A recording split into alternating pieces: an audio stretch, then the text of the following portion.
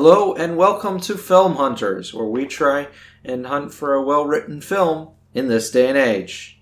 I'm Leah. And I'm Jonathan. And today we are talking about Battleship. Okay. Which is based off of the game Battleship. It is indeed based off of the game. Hasbro was actually one of the... Tell me what you told me, or tell the audience what you told me about Battleship versus Kong Skull Island. What did I say? You thought Battleship was the better movie. Oh yeah, but between Kong Skull Island and Battleship was pretty hands down the better movie, and it didn't even have Tom Hiddleston in it. Okay, so that's your initial take? Yeah. Okay, well my initial take is it surpassed my expectations, which isn't saying much because my expectations were low. Pretty low, actually. Had some good action. Had some decently clever plot plans and stuff, which is something Hollywood. Actually, they had a pretty stupid plan in this one movie too. Yeah, but they juxtaposed it with some clever plans, so you can't be clever all the time. I mean, this is Hollywood we're talking about. Yeah, one clever. I am tired of seeing these movies that are like medieval movies where they try and do like this clever strategy. The world's greatest minds have been put towards the art of pre-industrial battlefield strategy for millennia. You're not going to come up with anything that they haven't already either dismissed because it's stupid, right, or tried. Rings of Power writers. Oh dear. Yeah, pretty much. No, battle plans were very simple in the ancient world because you can't communicate very well. You can't see what's going on very well. That's true. Yeah, that's true, and if you think about it in Battleship, that's kind of essentially what happened. They couldn't communicate. They couldn't see very well, except they had a clever plan to figure out how to see. Yes, I do like that their plan was literally based on intelligence, gaining intelligence. It was hilarious. I don't know if it's a real method. I'm not sure either, but it made sense. Yeah. From based on the rules of the film. Mm-hmm. But we'll talk about that. Anyway, yeah. So I like this movie, but my first note is literally just Hasbro. Oh, mine is Distant Planet in 2005. This takes place in 2005. So they open with some like narration or something about how they're going to send this signal to the Beacon Project. Yeah, the Beacon Project. They're going to send a signal to Planet G. They're looking for I think it's called Planet G because it's the Goldilocks planet. Because it's just right. I thought it was like in a G system or something. I don't know, but I just saw that it was the Goldilocks planet. So. Yeah, but that's like an actual thing, by the way. Oh, really? Yeah, that's actually what they're called. Okay, is so Goldilocks planets. That's really funny. I like that. Yeah, so like because they aren't too hot, they're not too cold, they're just right. They were looking for a planet that's just right. They could potentially also have life. And they send a signal. And then this random scientist is like, if they ever actually come here, it's gonna be like Columbus and the Indians. And where are the Indians? Okay, well we have nukes anyway. So they sent out this signal to Planet G. I don't know. You know what would be funny if the aliens got it off, and then when the alien ships came, they just got hit by nukes, and that was the end of them. Because their ships don't have shields. No, essentially, as they were coming in, if people were able to react well enough, we would have shot them down with ICBMs. Yeah, but. I guess we didn't know. I guess the idea is maybe they planetary bombard us, or, I wonder if they were just scouting ships or something. Maybe. And then if they could get... I'd still prefer that they didn't come. Well... I'm not calling it a plot hole. Yeah? Okay. I don't know. So, why did I write 24-hour clock? Yeah, because... Oh, yeah, because they set up the 24-hour clock that is ticking later in the movie, because they said that the satellite that they use orbits the planet every 24 hours. Right, so they can only send a message every 24 hours. which comes into play later. Yeah, at least that was a setup and a payoff. Yeah. So, then we get our main character. What was his name? Alex Hopper. No, that's his brother. Brother Stone Hopper is his okay, brother. the fact that you remember the fact that we didn't remember anyone's character name. Yeah. And we thought Chapman was Chaplin the whole movie. Yeah. I feel like that just kind of... Yeah, I mean, but they... I don't know if it's just military, but they said their names a lot. Well, but maybe they said their names a lot in the other one. Well, they had military in the other one, too. Yeah. Okay, never mind. I don't know. I just know Bean Guy.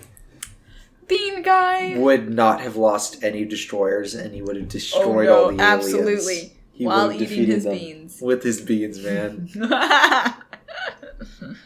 You see, Bean Man had to sacrifice himself because otherwise we would have been asking the question, wait, why didn't he just solve Desert Storm by himself? Exactly. Like, the only reason we lost in Vietnam was because we prevented Bean Guy from going and single-handedly destroying the entire North Vietnamese. Yeah, that was the problem right there. We must... Maybe the problem was Bean Guy is fictional. You know, that could also real, pose a problem. Then we would have won the question is, Vietnamese. who would win? Bean Guy or Chuck Norris? Oh, that's a difficult question.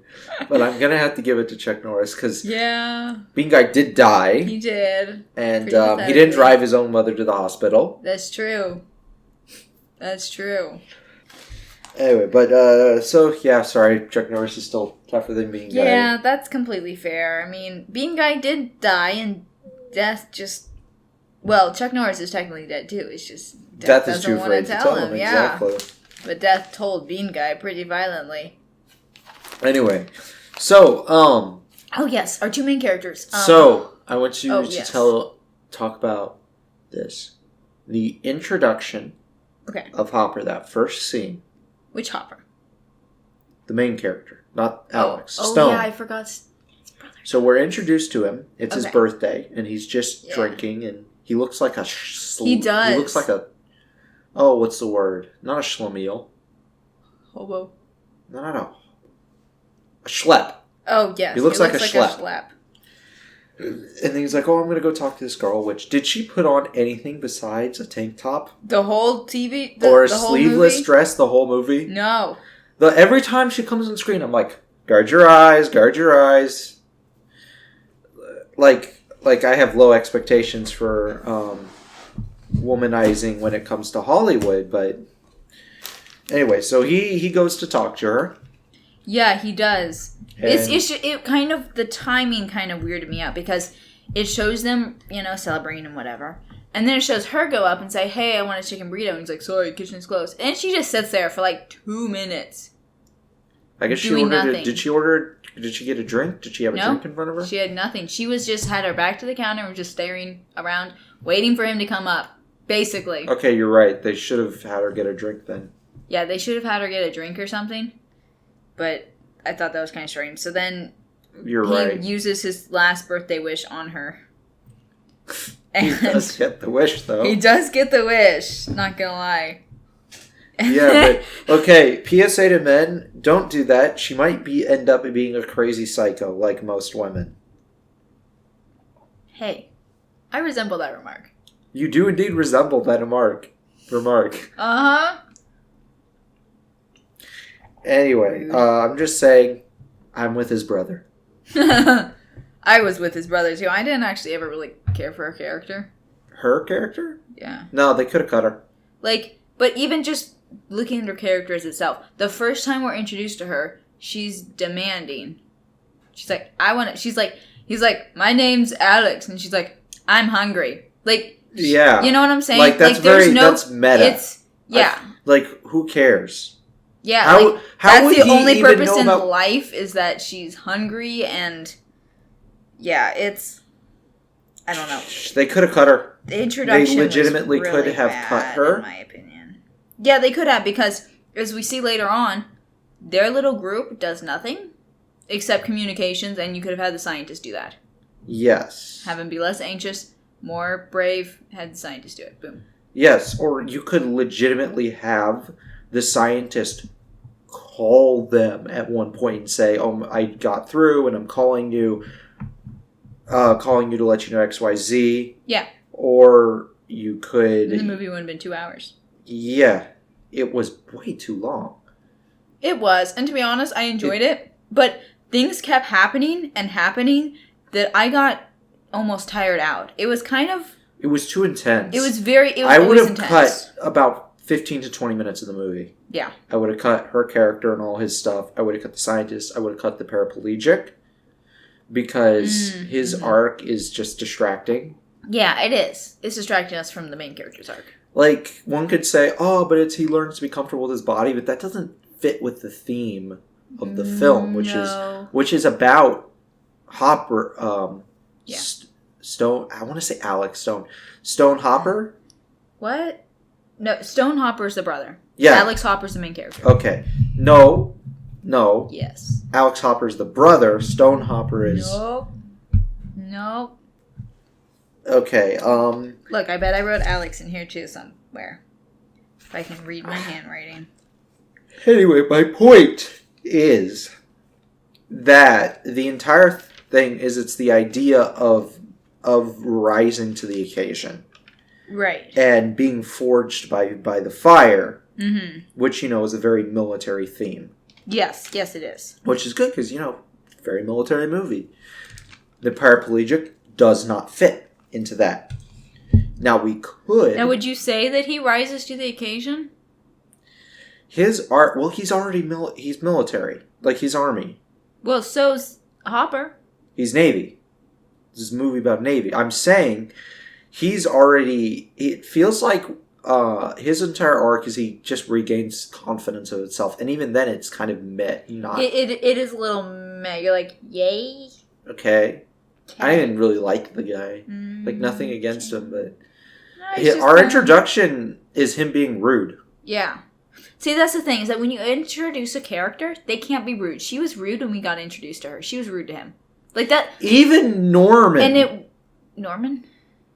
Rockwell. No, I'm just kidding. Norman Orville? What? Yeah. Osborn. Okay. Was polite when we were introduced to him. And he's a villain. And he's the villain, and he was polite. So we're like, okay. Even the aliens that we got introduced to, they wouldn't shoot you if you weren't, Jack Horner was more polite in his introduction. I proclaim this. Yes. Delicious. He proclaimed it delicious. Exactly. Was more...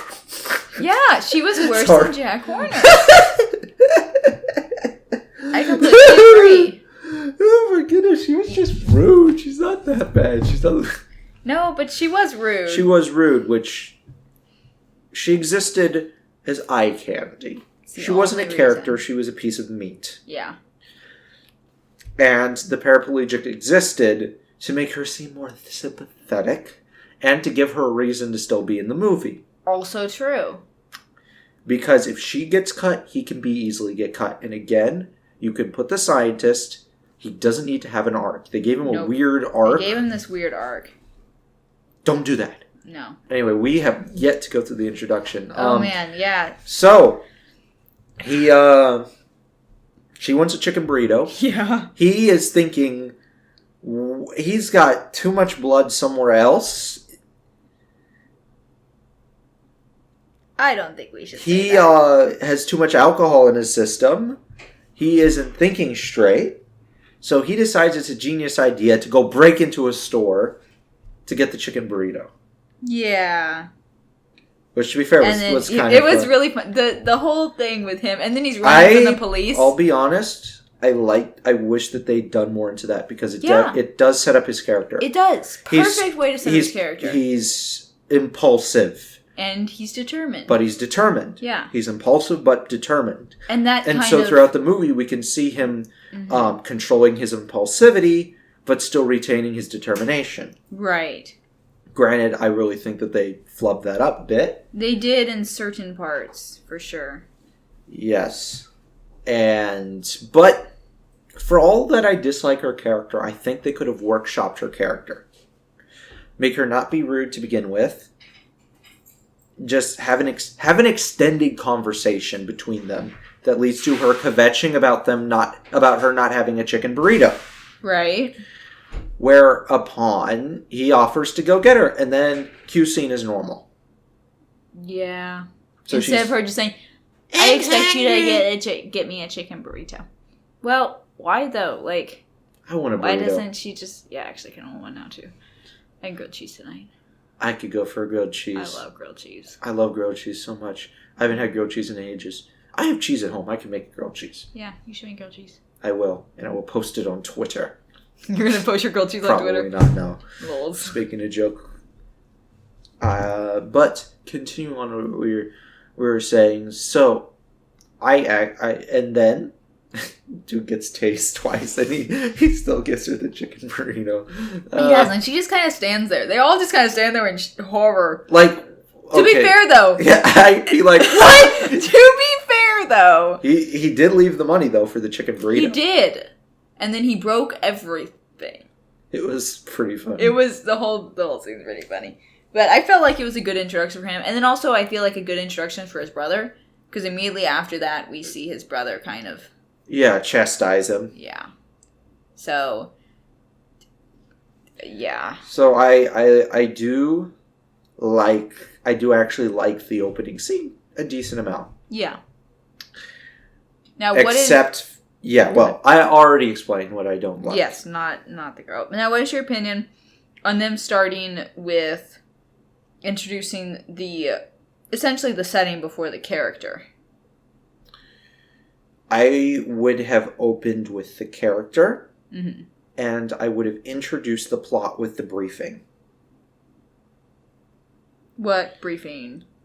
You remember when the scientist was talking, they're like, man, we need to get the Air Force. The Air Force is on this. Oh! Get NASA. Oh, NASA is it. To be fair, it was pretty funny. That was really funny, not gonna lie. Okay, I gotta, no, we'll talk about that scene when we get to it. Mm-hmm, mm-hmm. I just have Rihanna assaults Japanese. Oh, yes. Oh, yeah. So... Okay, so he has to join the Navy. So then it cuts to, like, Rimpak? Rimpak, yeah. Yeah. So they cut to Rimpak, which is like this big, I guess it's like American allies, because they showed Japanese, Australians, Americans, British, and Canadians, and they showed like a bunch of fleets actually. Yeah, I think a lot. Like the Malaysians and stuff. Anyway, so some big naval thing. Yeah, all the Navy. So the Americans and the Japanese are having a soccer game, mm-hmm. and Rihanna goes and grabs this Japanese guy on the tuchus. Well, it's not that though per se. You make it sound worse than it necessarily was. He's on the ground and she's like, why don't you get up? So she grabs his arm, pulls him out, and as he's going, she slaps him. So okay, but how does that make it sound better? Well, not like better, but different. She doesn't grab him, she slaps him. Which is, Okay, would you rather have your behind after someone just dragged you up from the ground, slapped or grabbed? I have no preference. Okay, either way, Rihanna has a whole character. That's like the introduction to her character, right? I'm like, what a jerk. Yeah, we're like, what the heck? I think what they wanted is she's like one of the boys. Yeah. No. I wish they would have done a strong female character. A strong male character that's No, female. cut her. I would have cut her. Yeah. Well, yeah. But in Hollywood, they tend to have strong male characters who happen to be female. Like, that's why they're strong, is because they're like males. Yes, which is annoying. We can't have a strong female character that's female. When we get to Aliens, though, I've heard that Ripley is a very good, strong female feminine character. I don't want to watch Alien. You have to. Says who? Legally, you can't make me. Legally, I can. No, you can't. You, when we started this podcast, signed over a right. I signed over nothing. You signed a... You liar, we have no contract. We have lots of contracts. No, we don't. Yes. We're very informal about this. We are pretty informal. Anyway, but... Continuing on. Oh, yes, and then we get... So they have... Okay, do you only get like 3 points in soccer? Yeah, that's a thing. That's crazy. It's like games will be won by like 0-1. That's actually crazy. That's so because the goalies are really good. Wow. I don't watch soccer. I only watch football because Grandma has it on. I don't even watch that. I gotta hang out with Grandma. Anyway, continuing on. So we get to see more of his impulsivity and his determination because he gets hit in the face. He does. He gets clocked. Now, real quick, just briefly, when he got tased, they played taps, which was beautiful because it's also military. That was pretty funny. Just saying that you could take several different ways. It's hilarious that people... I feel like that people actually cared when they made this movie. That there's now, I don't think they gave a huge amount of cares. Right. But I think at some level people did care about this movie. Yeah. That's always good to have. Unlike anything Marvel's done recently. Oh! Or, Last Jedi. No, he cared about it a lot. He was that bad. Was he really? He really cared about it? People have asked him, do you think that you have any regrets with this? Which if you didn't care, they'd be like, well, I mean, I guess I could have done this and this, but they just didn't care to do it. He's like, no, I did it all perfectly. Really? He calls them all Russian trolls if you disagree with them. Oh my It's word. not the attitude of someone who doesn't care. Okay. Because if I made a movie and I don't care about it, and people are hating, I'd be like, okay, I don't care. I got a paycheck. I would have said, well, you still saw it and you paid for my next mansion or something. Lols. The money you gave me, it's making a wall in my money house or something like that. That's the kind of attitude, the kind of irreverent, I don't care attitude. Right. Yeah, and Michael Bay kind of has that attitude a bit. Does he really? As in, he just doesn't care. He just likes explosions. Yeah, he doesn't care. That's fair. Doesn't really care about the reviews. You've never seen Michael Bay flip out because a bunch of people hated his movie and called them man babies. That's true. Rian Johnson's done that. Anyway, we're done with The Last Jedi because this will be the episode where we don't review The Last Jedi. Really? Actually, I think it's been other episodes, but we have to review Battleship. Anyways, so it sets up a penalty kick. He flubs the penalty kick. Yeah, and his brother wants to take him out. His brother keeps trying to take him out. The authority basically over him. So he won't listen to authority because he is determined and impulsive. And so he flubs it, which I was so happy. I was afraid they were going to make him hit it. Yes. Yeah. Which I think it was a good low-stakes way for us to continue to show that the military hasn't changed him. Right, yeah, because he's in the military right now. But he's still not changed. He's still the same as he was before. And it gave us... It kind of it didn't give us tonal whiplash. Because if they just went into, an extended dialogue scenes from him getting tased... Yeah, this was it was low action. You're kind of, okay. And we come in the middle, so it's not, completely about the game. It's just kind of okay. Yeah, it sets, and then let's see. So he wants to propose. To marry the burrito girl. What's her name? I don't care. Burrito girl is what we. I don't actually know what her name is. I don't care about her. Sam, yeah, that was her name. I like burrito girl better. I still don't care about her. Have you noticed that us actually knowing the name is in direct proportion to us caring about the character? I wouldn't say direct, because we care a lot about Bean Guy. I don't even remember them saying his name, though. I don't even know if they did. And anyway, I like Bean Guy better. Yeah, Bean Guy. Better but in a I like him way. Not in a, with Burrito Girl, in a insulting way. Yes, Burrito Girl is an insulting. Bean Guy is a reverence. Yes, we are in complete reverence to Bean Guy. Always. Perhaps she wanted a burrito because it has beans in it, and she was hoping... But she wanted a chicken burrito. She's a heathen. No. You put beans in chicken burritos, right? I have no idea. I've never had a chicken burrito in my life. Me neither. I want to have a chicken burrito. How do you have a chicken burrito? You put chicken in your burrito. But then where's the beans? Well, you put beans and chicken and onions. Onions? With some hot sauce. Nope. Oh, that sounds good. I gotta make that. Sour cream? Oh, wait, you can't have sour cream. I'm cream Jewish. But normally... I love sour cream. I do like some sour cream. Sour cream and cream cheese. I love cheese. Me too. But enough about burritos. Yep. Let's see. So he's going to propose that I think they flubbed the scene up here. He's determined and impulsive. He should have marched up there and asked for permission. Yeah, but we haven't gotten to that point quite yet. Really? Because he's late. He just talks to her. Remember they're laying on the beach? Yes, and then they're late. And then we get the little exposition with... That he's a destroyer. He serves on a destroyer. Yeah, he serves on a destroyer, which matches his personality. Character, yeah. He's impulsive. He went into the kid and was like, oh, this battleship's stupid. Yeah. Like, destroyers are actually going to blow you up and all that. Which I thought was really cute. I like that. Yeah. Fits his personality. Uh-huh. And it's it gives us... it's actually a nice show tell thing, if you know what I mean. As in it says, guys, I serve on a destroyer. And one could almost say it's paid off in that because the destroyers can't take a hit, they all die. Yeah, they're all... And meanwhile, the battleship takes a hit and keeps fighting. Yeah. Takes several. Yeah, so in essence, he's proven wrong. So I could see that as kind of a payoff, but I wonder if it was unintentional. It may have been unintentional. It doesn't sound like it would be, be like, oh, this is cool. I can read that into it. Yeah. I feel like that's good. Anyway, so then they're late, and then they have a speech and whatever, and all that. It's boring. No one cares. Chicken girl. Oh, chicken's out. Yeah, he chickened out with the Admiral, which again, I'm critiquing because we've seen him as someone who doesn't chicken out. You know what I would have enjoyed most? Is the Admiral knows him. If he goes up to the Admiral, he asks him, and the Admiral, dead serious, says no.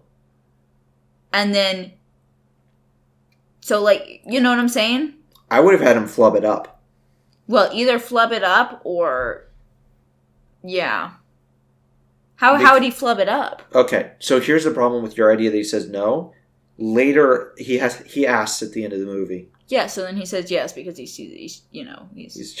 Well, yeah, you could do that because he'd say, sir, I hope you would reconsider, but if not, I'm willing to accept your decision. Yeah, and then you could also see that a little bit of humility that we see grow over the movie. We do see that bit of humility, which is nice. Yeah. So again, was very surprised at how well they executed his character arc. Yeah. Like, if I'm focusing just on his character arc, what would I change? This scene, and really that's nothing about else. it. Yeah. Because it was all done fairly good. It was done really well, I thought. But continue on. So then he gets dressed down, which, by the way, that's the actual term for that. Yeah. No, he gets in the fight first. So he freaks out. He chickens goes out. To the bathroom. It's just Why did I have the fight? Oh, yes, I do have and that. And Nagata, who was the one that kicked him in the face with the game, so you kind of have that tension already. He shows up, and then, I don't know who starts it, but they get into a fight, and then they get... They could have done that scene a bit better. Which one? It was kind of vague about the dialogue wasn't so good, and I don't see how it led from point A to point Z.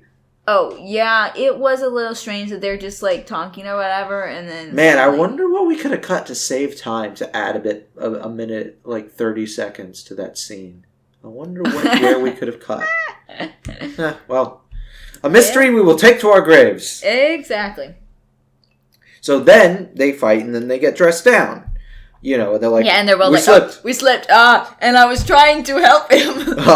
Yeah. And then... I love that they're like, I feel like they were on the same wavelength. Yeah. There, and it was a very nice show that they are actually, for all their fighting, they are actually on the same wavelength. That's true, and that gets paid off later. Right? Yeah, and it was subtle enough, I don't think you realized I did not until now. I thought that's really good. It's subtlety, I feel like, that shows that people care. Mm-hmm. Because it's so easier to just have them, like, finish each other's sentences or something lazy like that. Finish each other's sandwiches. That's what I was going to say. I never meant so... Yeah, exactly. See? That's all... Oh, my goodness, we're going to do Frozen, and it is going to be a 3-hour episode because... Oh, dear. I'm serious. We were this close. My feeling with Frozen is that we were this close to greatness. Yeah. And I'm serious, Disney, please. I want to make the live action Frozen, please. Leave that to me. But continuing on, so then he goes to his destroyer. No, you keep skipping stuff. What did I skip? He got dressed down, and he's like, they're gonna kick you out of the well, yeah, but Navy. he's all by himself. But you didn't say they were gonna kick him out of the Navy. So I can't remember if that happens now or later though. It does. It happens twice. Okay. So Liam Neeson, I don't actually know he's Admiral. Liam Neeson. He's Liam Neeson. I mean, I don't even know what else. Anyway, Admiral Neeson. He dresses him down even more by himself, and he's like, "Look, you have so much potential, and you're wasting every little bit of it. You're a failure." Way to beat it into our heads.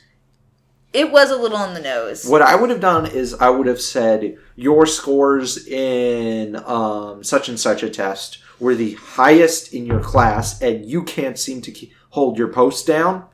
Something like that. Right. As in, we're showing that he's smart, and that dialogue makes sense, in that if an admiral has an officer, he was a commissioned officer, right? I don't know. I think he was commissioned. I don't know what the difference because he was third in command of his destroyer. He was. I'd have to ask someone who knows more about the military, because I know you have CO and XO, but I don't know what's under that. But anyway, the point is, he was third in command, so I think he was a commissioned officer. Which, yeah, if I joined the military, I'd only join as like a commissioned officer. What is it? Well, you have non-commissioned officers. Yeah, I figured there would be a non-commissioned officer. And then you have commissioned officers. It's basically certain levels of officer. And you can just decide, say, hey, I want to be a general now. No. I think you have to have like, let's say I went through West Point, I joined as a commissioned officer. Right now, if I joined the military with my degree, I'd be a commissioned officer. It's something like that. Okay. Meanwhile, if you just join as like a grunt and you don't like get good results in your training, whatever, you're just gonna be You're just gonna be grunt, and you might get your way up to a non-commissioned officer. Okay. Which NCOs are actually the backbone of the army. Oh yeah.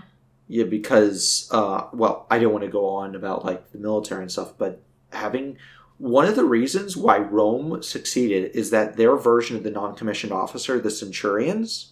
They actually, by the way, they would like shunt centurions around. Like, for example, let's say that there was a centurion who really knew his mountain fighting. Mm-hmm. He fought tribes in the Pyrenees. You then want to invade Armenia as Rome. You're going to say, okay, I want you to get me the centurions that served in this place, and I want you to bring them over here. Because they're bringing over their experience. Right. And again, I don't want to get into a long discussion, but they're very, very important to the functioning of the military. But my whole point is, I think he's an officer, so they probably tested him or something. So just say his results were very high. Right, yeah. As it was, it's, a bit on the nose. And then I've written down difference between brothers' speech. Oh, yeah. So then we start the Rimpat games. And then you have, so they're both in charge. Both brothers are in charge. So you have... well, they're not in charge. He's third in command. His brother's the captain. Okay, we will say that. They are both giving a speech to their people. Yes. And the difference... is striking. One of them is very... It's very in character for both of them. I thought it was really good. Like, the whole, like, his brother was like, we are here, we don't have to win, we are here to learn. Meanwhile, Alex we're going to crush them. We are not here to learn. We are here to win. And if we don't, we are failures. I don't know why the CO wouldn't have made that speech. Maybe the CO was busy. Maybe do we ever see the CO or the XO? I don't. Maybe briefly when they die or something.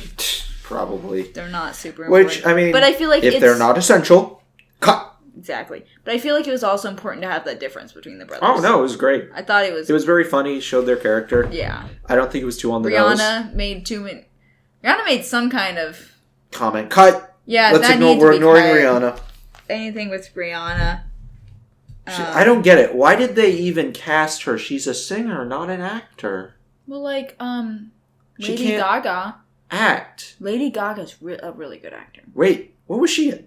She was in A Star Is Born, and she's going to be in the House of Gucci. Father, Son, and House of Gucci. What? Oh, I don't know. Mom discovered A Star Is Born, so we watched it, which was interesting. You know, there's like 5 of them or something. A Star Is Born? Yes.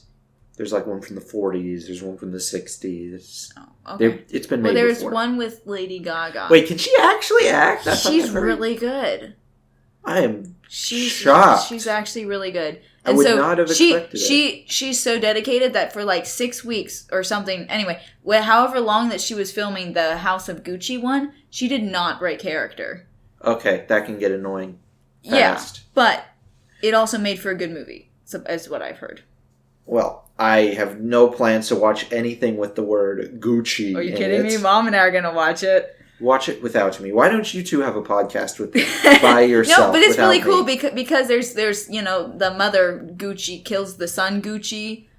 There's it's like Italian mob. It's pretty cool. I don't care. I find it interesting. You can care. It. I'm just saying that I think Lady Gaga is a good actress, but Rihanna can't act. Rihanna is not. There's one part where I was like, oh wow, that's actually semi-believable. And then you're like, oh, I just spontaneously took drugs and never mind. No. Oh, dear. No, she was an awful, unlikable character. I'll say that. Mm-hmm. I've never listened to her music, so I am making no commentary on her music or her as a person.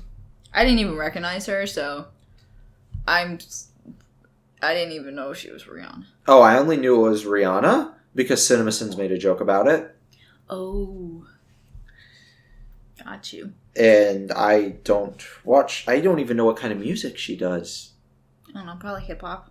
I feel like everyone does hip-hop now. Everyone does hip-hop. Or maybe that was in the 2000s. She was pop. Does she do pop?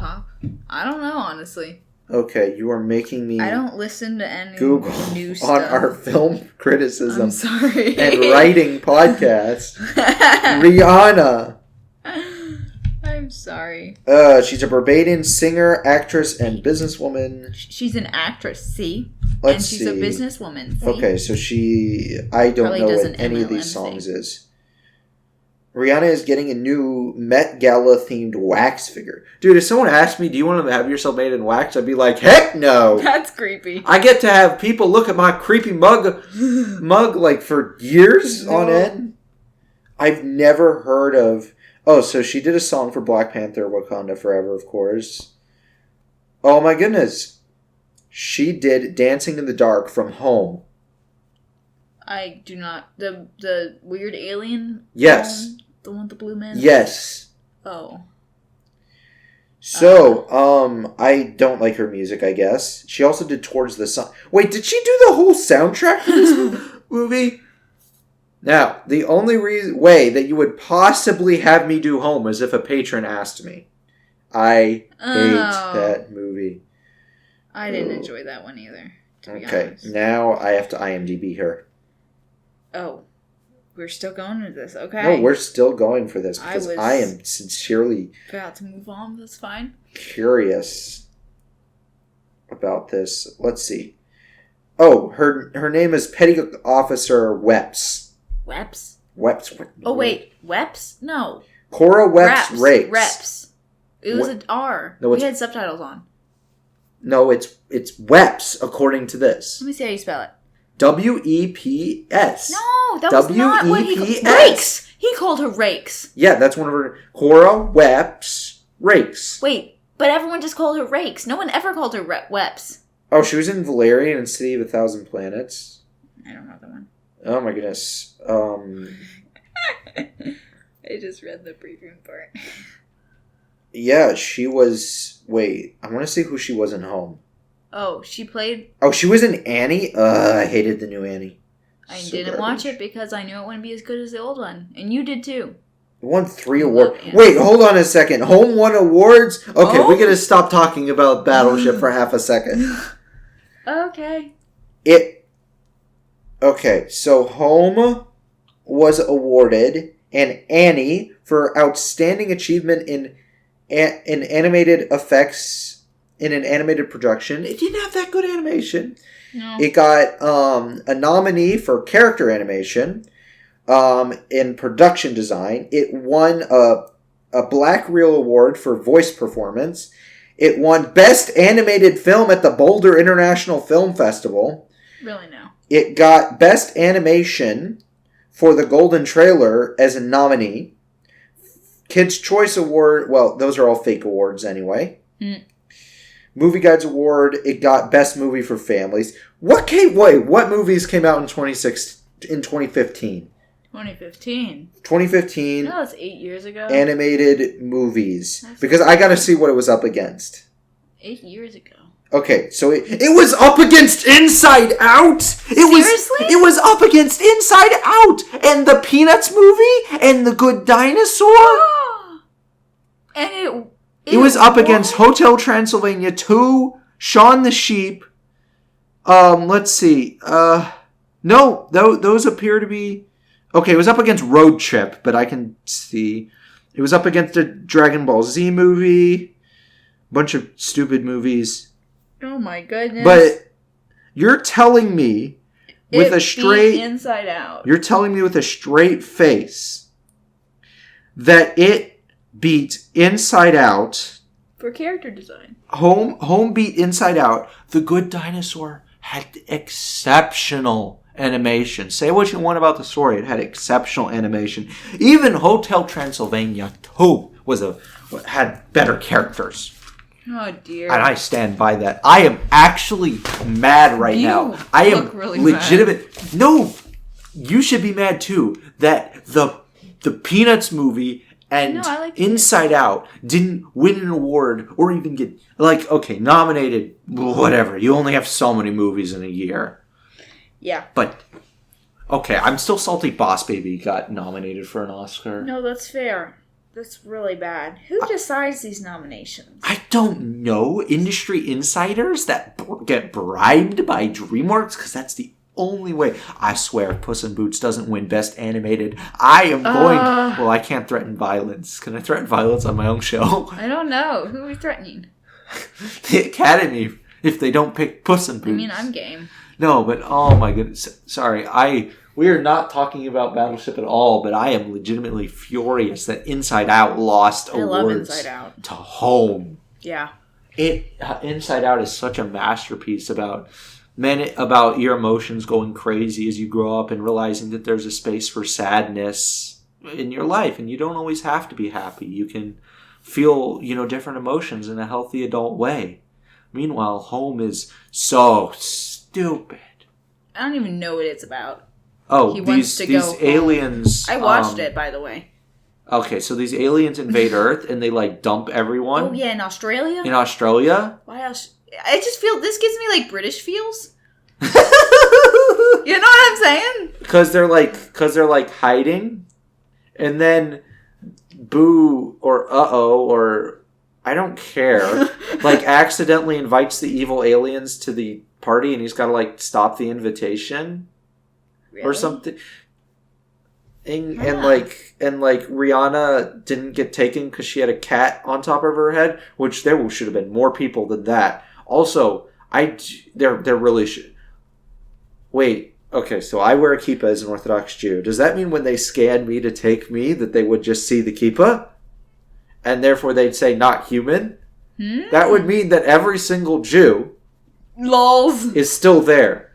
True. Oh, and we must remember the military wears hats too. Also so the military is now in place.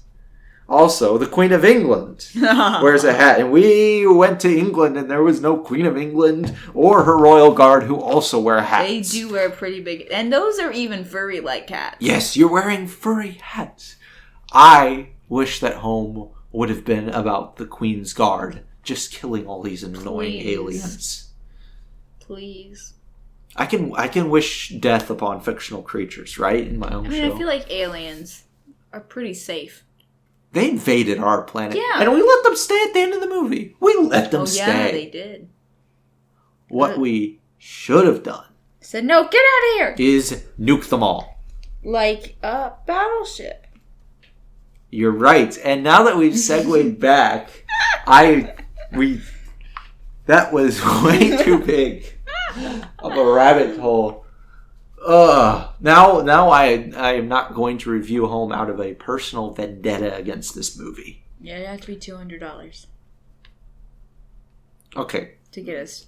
No, $10 level Patreon. Like, I hate this movie, but... Oh, no. $10 is $10.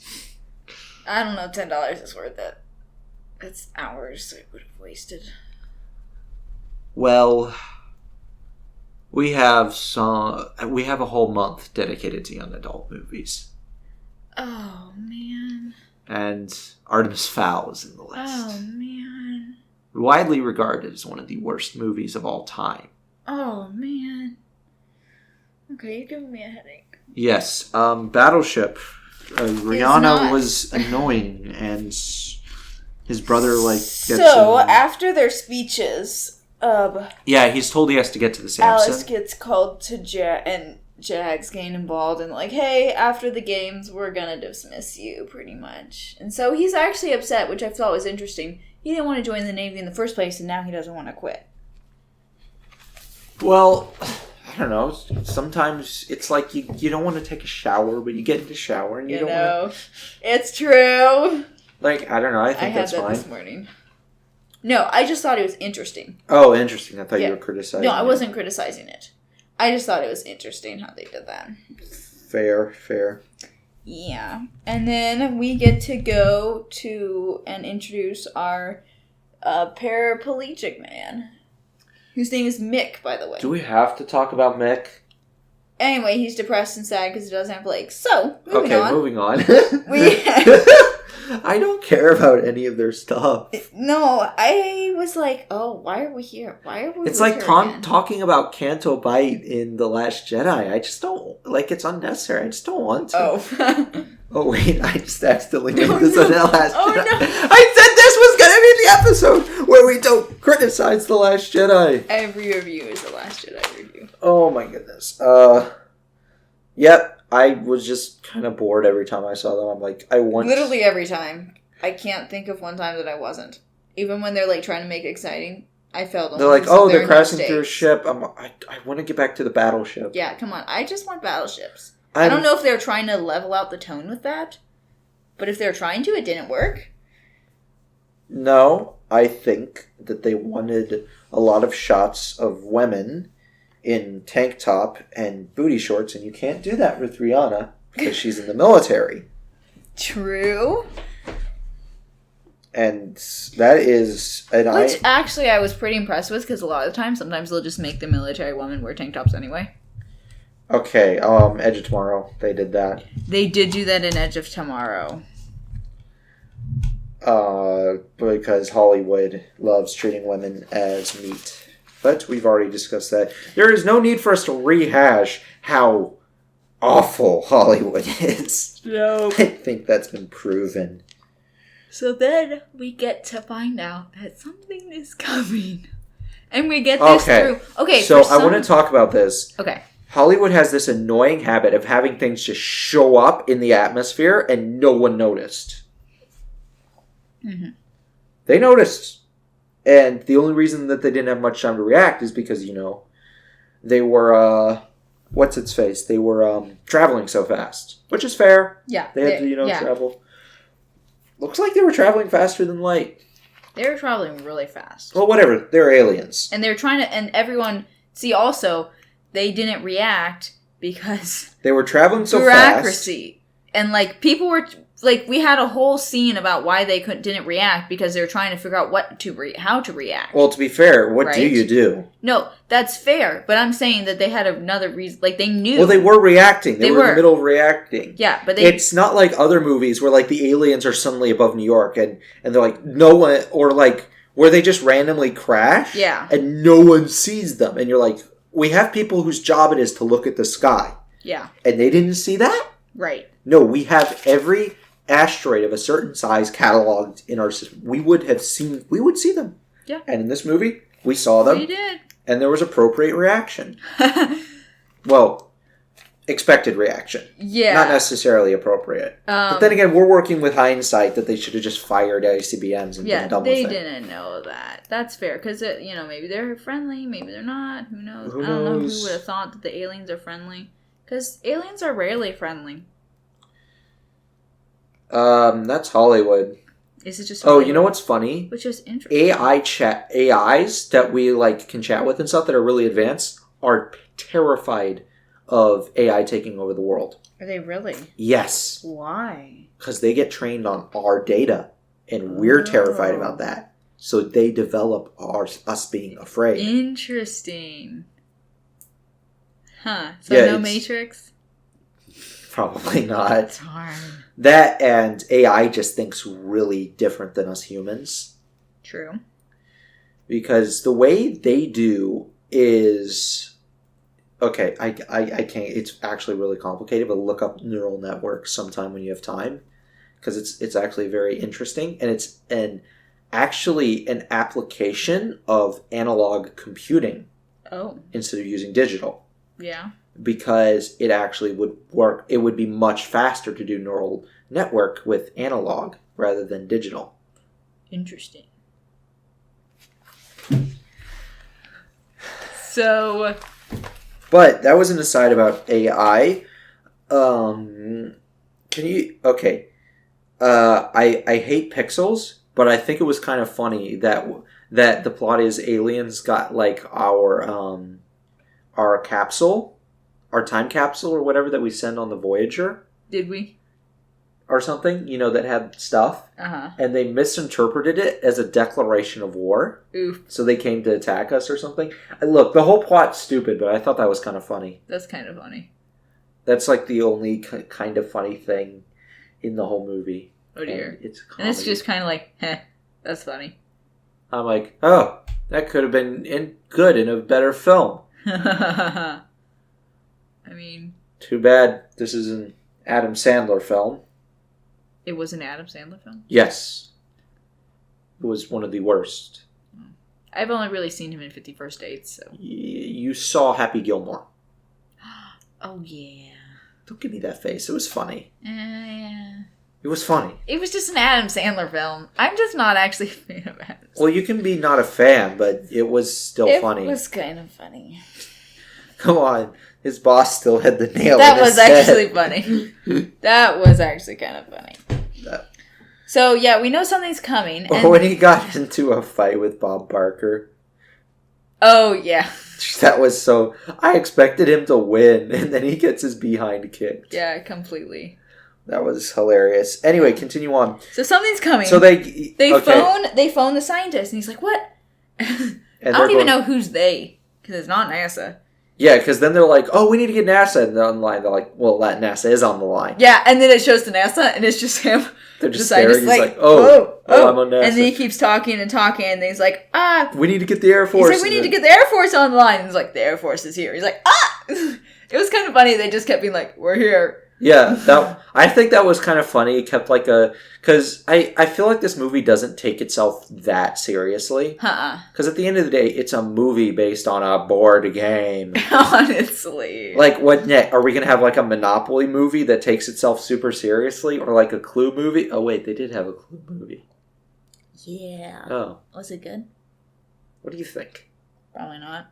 It's just kind of funny. So we have video game movies, we have book movies, and now we have board game movies. I mean, why not? I mean, it's very loosely based on the... It's based on the idea that there's battleships. Yeah. That are in the ocean, and they can target people. They did do a lot of the grid stuff. Oh! They did manage to get the grid in. They did! All the time. And the red dots! That's funny. They did do that. That's actually kind of funny now that I think about it. Oh, and remember, they had them counting out E7 or whatever, yelling that out. They did! That whole thing was just not to the board game. But it didn't feel like it. No, I'm just like, neat. I know! That's actually really funny. They have now I kind of want to get the official board game of the... Because they made one with, like, where the other team was alien ships. Really? Mm-hmm. That's cool. I like that. And that's why they had 5 alien ships. Oh. Because but all of them were the same. Wait. Well, no, they had 3 of the same plus 1. So it's PT boat, submarine, destroyer, battleship, aircraft carrier, right? Yeah. Okay. So they had 5. So that's why they did 5 and 1 got... Okay. We're reading too much into that. Yeah, I think they just kind of... Did it. because that's what kind of worked, which is fair. Anyway, so what were we? Okay, so aliens come down. Yeah. And they just sit there. And so I think the Navy finds out. Yeah, so they send the John Paul Jones, the Samson, and Nakata's destroyer. Yeah, they kind of. Yeah, I guess they just send them. I guess the other ones are just hanging out. Yeah, because they're out in their impact games. They're busy. Yeah, but I think they just saw it, and so they went towards it, and then they were like. And then they sent out like a boat to go look at it, and we see more of his impulsive character. Yeah, because Alex is on there, and then we have some other dude that I kind of liked, but I don't know his name. And then Rihanna, who was like Cora or Raitzer or whatever her name is. I've already forgotten it. Weps or Wimp or something. I don't care. Wimp. I don't know. I don't care. So yeah, so he goes up to the ship, and Alex just kind of steps onto it. Oh, everyone was like, no. Like, what's going to happen? Like, what do you mean, no? What else are you guys supposed to do? Stare at it? And what are you supposed to do? Like, what do you think you're doing? And they were both like, okay, this is so a bad the metal idea. didn't really look like alien technology. It just looked like it had weird weld lines, I'll be honest. Yeah, it kind of did. Like, I think they were going for, like, the whole techno aesthetic, but it just looked weird. It just looked like it had weird. They should have just done, like a Battleship-themed armor. Yeah. But that is, I don't know, minor nitpick. I don't know, it was fine, yeah. So but then they couldn't. Oh, they also set up that they couldn't see them on radar. They're like, "What's this going on?" Like, I don't know. Oh yes. Like, there's nothing there. It's like I'm looking at it or something like that. Yeah, they did do that, which is a good rule, because they set up the rule. It's fine. Mm-hmm. Yeah, I thought it was good. And then he went and he tried to touch something, and then he got blasted back. Yes, and then it activates the shield. And I do find it interesting that it only activated when there was, like, the possibility of it being harmed. Well, I mean, why else would you randomly... Because if you just randomly do a shield, you just attracted everyone to your location, and they don't actually know what our level of technology is. So for all they know, we actually... Wait, couldn't we have chucked an ICBM over the shield? Because it didn't have a roof. Yeah, it did. It was a circle. It went up and then in a dome. And 2 miles below. Oh. Because otherwise we could have just chucked an ICBM in there and been done with it. Yeah. Because they said it was like 300 miles up, so I figured that it just went up to space and then ended. Oh, well, I don't know if you're looking or not, but when you see it go, it's in a dome. There's a high possibility that I wasn't. Yeah, that's okay. Anyway, yeah, so then the shield, and then plane blows up. Oh yeah, a plane's going. And it hits the hits the shield, dome. Which is it's a show, don't tell. Yeah, we know that the ships can't get through. So at this point, there's only 3 in there: the John Paul Jones, Nagata's ship, and the Samson. Samson. Oh yeah, because his brother is on the Samson. He was 3rd on the John Paul Jones, and then you have Nagata's ship. Yes, which I find it funny that we remember the ship's names more than the characters' names. Well, Nagata's... I only remember his character name. I don't remember his ship. Well, I'm just saying though, like, we had to like stop and wait for a set to like remember what the woman's character Sam's. Oh yeah. Mainly because ships are the best. That is also true. I just remember the John Paul Jones. I don't really remember the Samson very much, but that's okay. So then I want to make a sci-fi movie about the relationship of a ship's crew as it goes through like danger and battle and stuff, and how they like go from being thrown together to being an efficient team. I think that would be a good movie. I feel like that's already been made. Probably. But I mean, it's just in general a good theme. But I want to make this movie because I like spaceships. You do. You like spaceships and monsters. I kind of like monsters, but I love spaceships. Like, you cannot compare my love for spaceships to anything else. Okay. Except for possibly my wife. And even then, only on occasion. I forgot, you do really like spaceships. I love spaceships. And you like boats.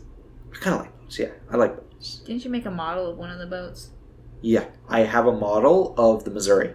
And then I've actually I'm currently working on a model of an American light cruiser. Uh-huh. And then I've got the Missouri, which is after the light cruiser, and I've made a model of the battleship King George V. Wow.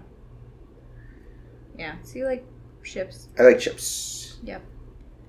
I go into the Navy just to be on a ship. And I'd be like, I'm on a I ship. feel like that was Dad. Except with submarines. You know he intended to go into the Coast Guard? Did he really? Yes. The Puddle Pirates. How do you accidentally not go into the Puddle Pirates? No, he changed his name. Changed his mind. Oh, okay. Like, he wanted to, and then he changed his mind. And he just, accidentally. I thought, he's like, oh, and this is the Coast Guard, right? Right? I had a friend that was going to go into the Coast Guard, but I forget the reason why he couldn't. Oh. Sometimes people have medical issues. I don't remember They why, let but you in. I don't know. He was pretty upset about it because he was very close to getting in. Oh, man. Disappointing, not gonna lie.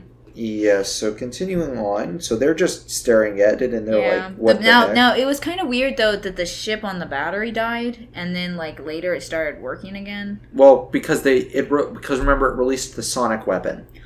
So that knocked it out temporarily.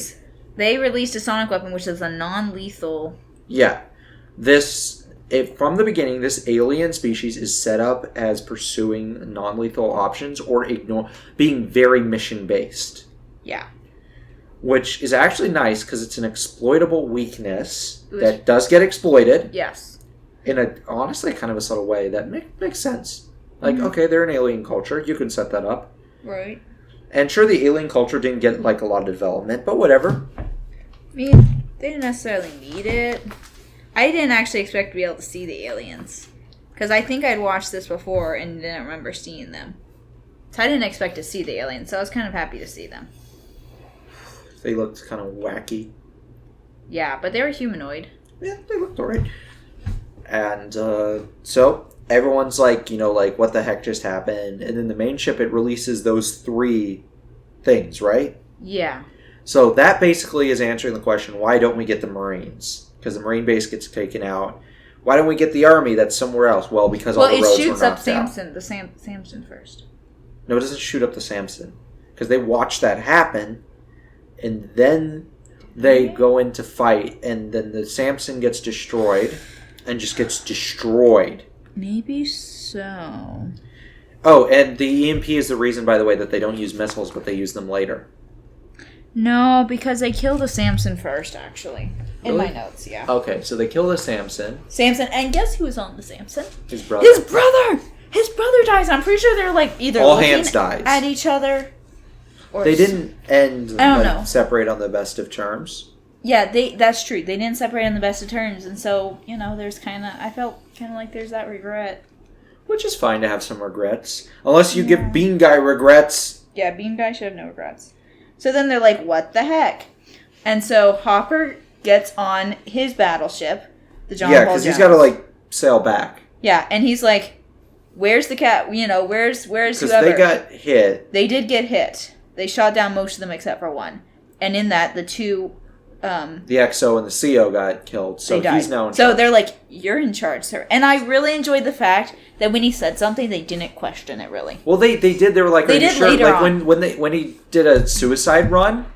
Yeah, but at that point where he's like... But they were going to do it. They just didn't want to. Yeah, and they're like... So I thought... I did notice that, though, that they didn't have, a bunch of drama or anything. Yeah, because some of the time they'll be like, no, we're not doing this, and they'll have Viva la Revolution or whatever, but... Viva la Revolution! Anyway. Okay. So, yeah. So then he also calls Nagata, who's the guy that kicked him in the face.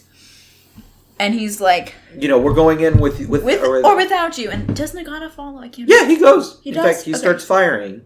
Yeah. Before the John Paul Jones, because their guns aren't operational yet. Uh-huh. So Nagata gets hit. Mayoko. The Miyoko. Oh, the Miyoko? Wait. Huh? He gets emotional about it? Miyoko hit Oh, the Miyoko. Yeah. So no, because he gets emotional because he wants to go like get revenge because they killed his brother. So he's given a dilemma: does he be impulsive or does he do his duty? Right. So the Miyoko gets hit, which is apparently the ship. I didn't know that, but I wrote it down. And so they're like, there's men in the water, and he's like, we need to attack this alien ship, and he's like, but sir, there's men alive in the water, and so he's like, you kind of have this dilemma, and then he makes the choice, and the alien ship doesn't fire at him. So he turns around, he picks them up, and he saves Nagata, which Nagata returns the favor later on. Yes. Yeah. And so, yeah. Oh, and then they send these killer yo-yos out. Yes. They destroy the base, the marine base. Yeah, so that sets up them for later. It gives us the reason why can't they have anyone else like go fighting the aliens on there? Mm-hmm. Because even if there was army there, they couldn't get there because all the roads were destroyed. And I assumed that that it ran around and destroyed more roads. It just didn't show us. Yeah. Because they can't be stopped. No.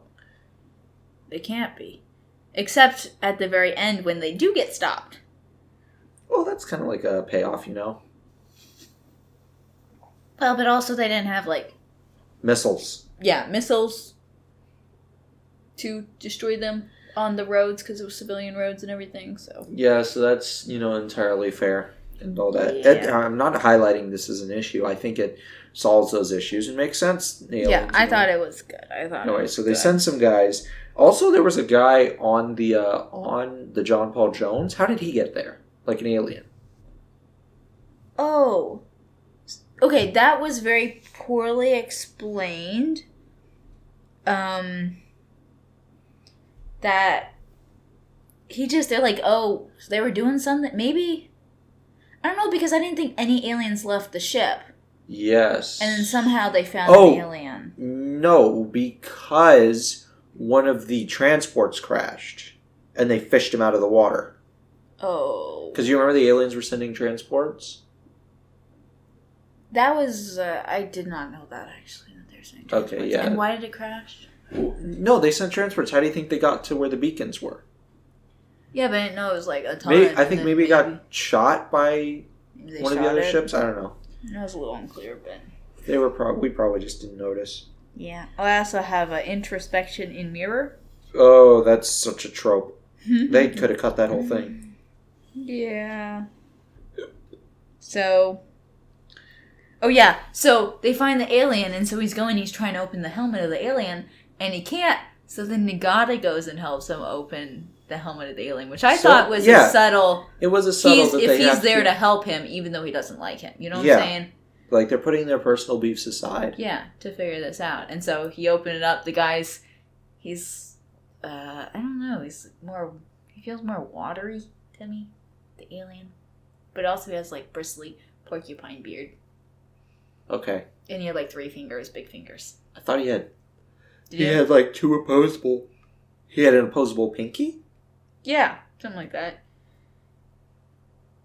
Something like that. Oh, that'd be weird. we both like... We're both messing with our fingers. Yeah, so anyway, it was kind of, I thought it was a cool alien design. But if they're like... the ships looked cool. I thought the ships were cool, yeah. I thought the helmet... And they set up early that the way they travel is by these jumps. They did set that up, which was kind of... I don't know why they traveled by it. But, like, the first time it happened, we were both like, oh, they're gonna go up. Oh, nope, they just jumped like 10 feet. Nope. That was a waste. Which, okay, those are the rules.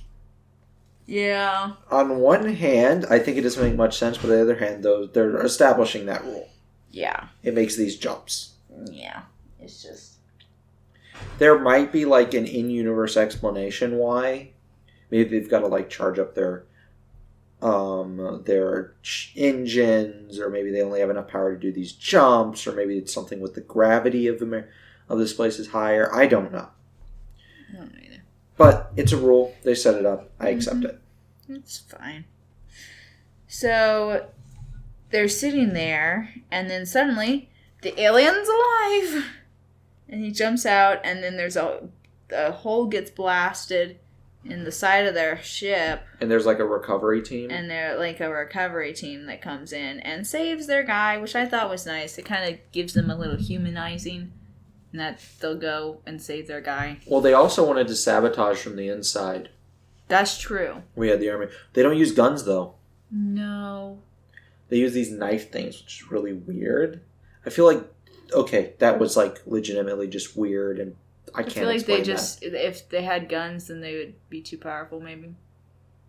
Yeah, but that's not it. That's a meta reason. Yes. Like, what's its face? Dune had an in-universe reason why they don't use guns. Oh, really? Personal shields. Oh, I thought you said... Yeah, okay, yeah. No, not Doom. Yeah, I know. I thought you said Doom, and I was like, I thought there was guns. Yeah, no, Dune has a in-universe... I am sad we haven't had a good... If I was going to make a Doom movie, I'd do a slasher film. Except, Doom Guy's a slasher, and the demons are the victims. It's kind of funny. So the whole movie is just, him just wrecking house. Yeah, no character development, no nothing. No, we don't need anything. Just explosions. Just Michael Bay. I don't want him near Doom. I love Doom. I love Zoom. I've actually speed ran the first episode enough. I've got myself down to 13 seconds to beat the first episode. Oh, wow. And by the way, the world record's 8 seconds, so. Oh, wow. You're so close. Keep trying. Dude, it took literally 20 years to get from 9 seconds to 8 seconds. Really? Yes. That's actually insane. Yeah. Doom records, if you get a chance, Google Doom or Quake records. It's one of the earliest speedrunning... Doom is, in fact, the earliest speedrunning community ever. That's funny.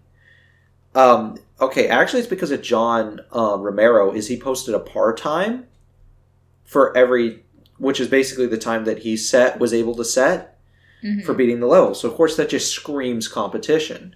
And Doom let you be able... Because this was back before video sharing. You could share demos. Which you could go in and it would, record the inputs and the positions of everything. Okay. Which meant that it was easy to share your times. Okay. Back in a time when, internet was bad. Right. So, that combination meant people started, doing speedruns. Right. And yeah, Doom speedrunning is actually very interesting. But yeah, if you get a chance, Google look up on YouTube a few speedruns. Or Carl Jobst. I will after the podcast, I'll send you Carl Jobst videos on Hangar. That's the first E1M1, episode 1, mission 1. On that because he did a video on it because because he does a lot of cool speedrun. Right. And he's actually a very accomplished speedrunner in his own right. Oh. He has held many, many world records. Oh, wow. I love these guys that are speedrunners and then they go into doing speedrunning combat because him and Summoning Salt. Have you watched any Summoning Salt stuff? Probably not. Okay. He's really great. He does history of speedrunning stuff. Oh. So the history of a specific game and how it the time went down and stuff. They're really humble. Summoning Salt did a video about blindfolded Punch-Out. So you play the game blindfolded. Wow. He didn't even mention that he's the guy who has the world record on it. Oh, wow. Goodness. Anyway, I feel like these guys... I don't know. My entire point is that I love their humility. Also, Dune had an in-universe explanation for why they use swords. Yes, because they're personal shields. Which I read the whole book. I was just putting that out there because it was 24 hours of my life I will never get back. Hey, I thought you liked Dune. Yeah, it was okay. It ended not so great, so... there are other books. I know. I'm not reading the other books. I'm no. Yeah, Dune was very influential. It was insanely influential, yeah. So, as an influential thing... Yeah, that's why I wanted to read it. Because it's so influential. So I was okay, I heard, here's a critique I heard. The main character doesn't have any agency. It's very prophecy. He has the prophecy to do this. Nothing goes against prophecy, really. So, yeah, I can see how they'd say he has no agency in there. That's why it wasn't my favorite. He doesn't have a lot. I like the dad better, to be honest. He died. I dislike prophecies in media. I'm not a fan myself. Because, one, they're always badly written. Mm-hmm. It never gets the there's more than one. Okay, you remember reading Percy Jackson, the one with how do you think it handled the third one? How do you think it handled its prophecy? Because it had a prophecy. I do not remember. I just remember he got the pen riptide. I thought that was the coolest thing. Okay, that is legitimately. And then cool. the little dudes that had their feet rubbed and they're shiny, and then all the jokes about the dam. Yeah, that's bad. That's the only three things I remember from that book.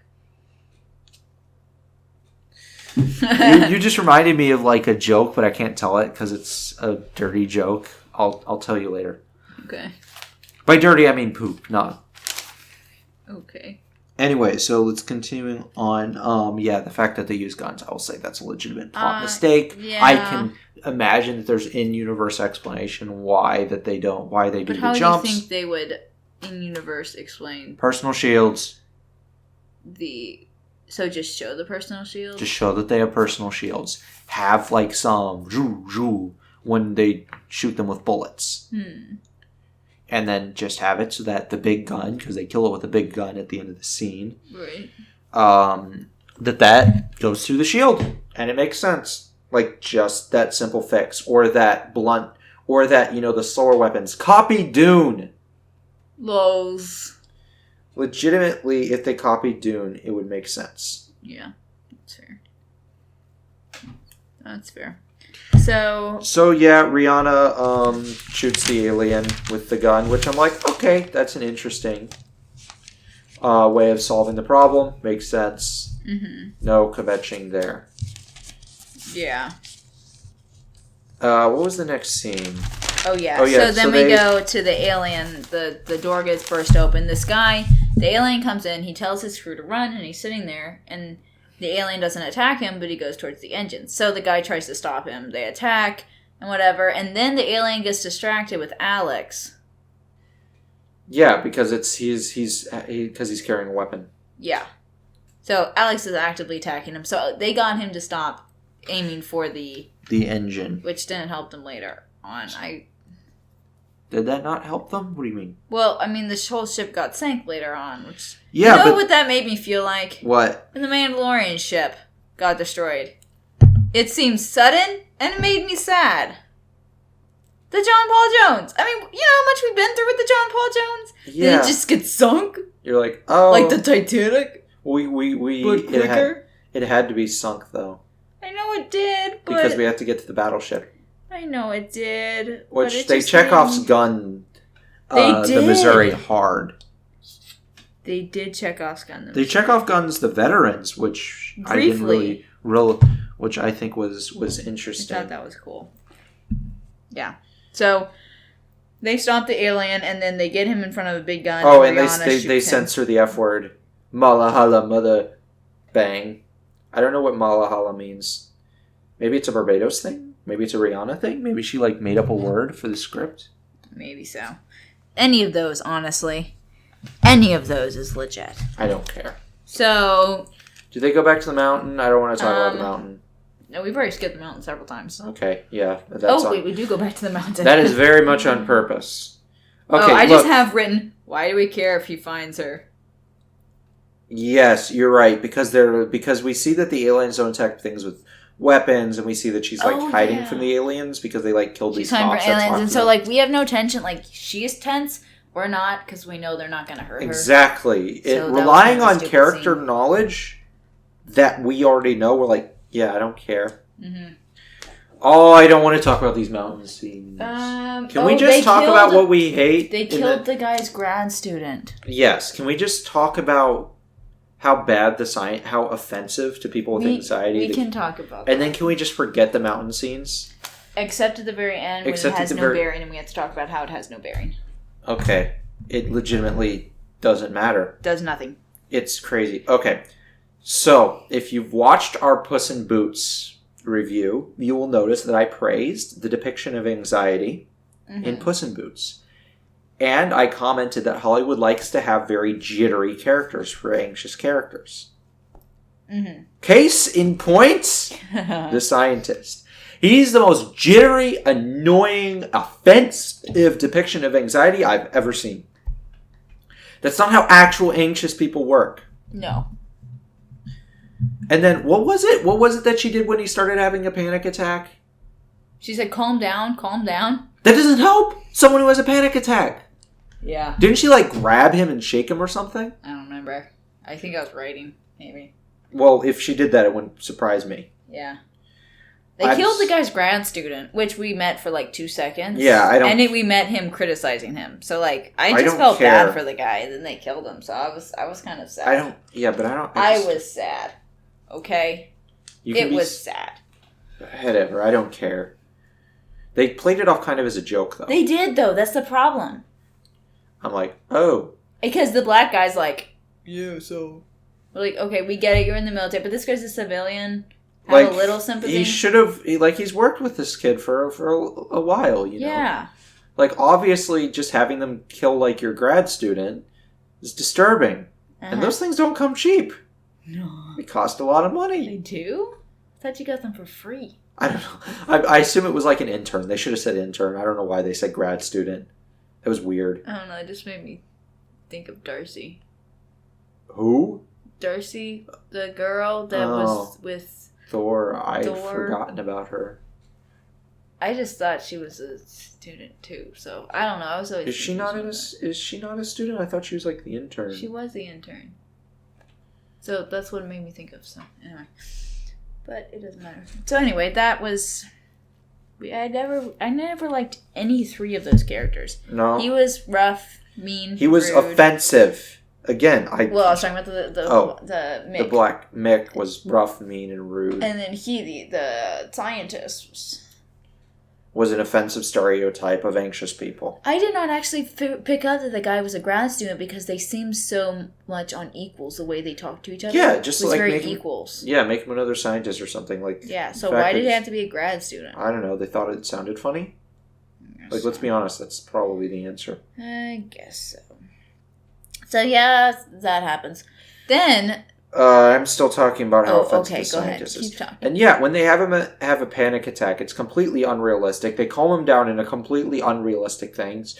Like, PSA for everyone, if someone's having a panic attack next to you, don't just say calm down to them repeatedly. That's not going to help. They know darn well that they're supposed to calm down. Ground them. In fact, do what Perito did. Yeah. Well... Don't put your head on their lap. That may be a little strange. Put an arm on their shoulder. Or better yet, let them grab you. But, if you're, like a dog in the lap works. I don't think it's creepy for Brie to do that, but he's a dog. No. Like, it was a human. Yeah, that'd be weird. But dogs are dogs. I like dogs. Anyway, I love Burrito. I would give Dawn's Burrito a in my home. electrical lab. Did you see... Okay, did you notice this in Puss in Boots? Everyone had a wanted poster, except for Burrito, who had a not wanted poster. Really? Yeah. Oh, yeah! Aw, poor Burrito. He's not even wanted in the unlawful way. Poor Burrito. Oh, man. I love it. How do I love him? Like, we love him so much, and he's so annoying. Like, he's not annoying. No, that's the thing, is he's not annoying, but like... He's like that archetype could be annoying. Yeah, I don't know. So... I would rub his belly. Not as much as I would rub the belly of Bean Guy. No, I'm just kidding. Okay, that got creepy. I'm not going to rub his belly. No, that would be disrespectful to his amazingness. Yeah, disrespectful to his legacy. You don't know about EFAP lore the Dawn, right? I thought I sent you that. Oh, I was going to ask you who's better, the Dawn or Bean Guy, but sadly wait. I think I vaguely remember. You remember the guy? Dawn, the guy that got slapped by Marvel. Yeah, but that that Captain Marvel was took his stuff. Yeah. And so Yvette just turned him into a saint.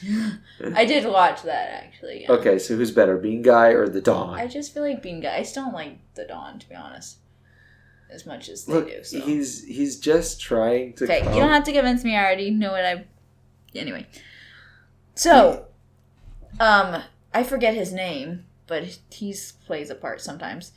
He figured out that the helmets are just large sunglasses. Oh yeah. Or big sunglasses. The whole thing is just sunglasses. Yeah, because And then he, like, does the thing with his lizard, which is kind of a bit weird in, like, a funny way. It was, yeah, it kind of was his character just kind of... It was also part of the fact that the movie doesn't really take itself that seriously. Yes, he talked about his lizard, which was Penelope the Third or something like that. Okay, I thought that was kind of fun. I thought it was cute. And then he's like, we took her to the beach, which was a bad idea. Never take your lizard to the beach. We're like, okay then. So, don't take a lizard to the beach? It's a reasonable... Yeah, it's an alright inference. Like, I can't say. Like, I get that people are annoyed that Hollywood has, like, this trope of humans are allergic to Earth. Humans are allergic to Earth? Humans are allergic. Aliens are allergic to Earth. Oh, okay. Which, like, it comes from War in the Worlds where, like, they die from the cold virus. Oh. See, I haven't read War of the Worlds. Yeah, War of the Worlds is basically Columbus and the Indians, but we're the Indians. Oh, but they died of the cold virus. Yeah, so but we don't Indians die died of the... Yeah, because they got hit by our diseases or something. Yeah. Anyway, the whole idea is, hey, Britain, you get colonized, No, I feel like we should have died from the aliens' diseases. Well, the idea is look, take it up with H.G. Wells. I'm sorry. Oh, that was H.G. Wells? Yes, it was indeed. Interesting. You're like, oh, that explains everything. I mean, it kind of does. Wait, how does it explain everything? He did 20,000 Leagues Under the Sea, didn't he? No, he didn't. That's Jules Verne. I always get H.G. Wells in. He did The Time Machine. Yes. Did you know that there's a bunch... That Jules Verne isn't very popular in the West because his first translations aren't very good? Really? Yeah, he's French. He wrote in French. That makes sense. Oh my goodness. Have you read Journey to the Moon by Jules Verne? No, it is actually really funny. It's kind of like a parody. So it's like these Americans, and it's after the Civil War. So they're like, man, there's like the artillery makers and the armor makers, and they hate each other. Anyway, so the artillery makers, they've got like this hall with the columns or cannons, and they're like, man, we want to make a big cannon. Let's make a cannon to shoot people to the moon. Based, and it's like the most like rah rah. We're American. We're gonna make a cannon to shoot people to the moon.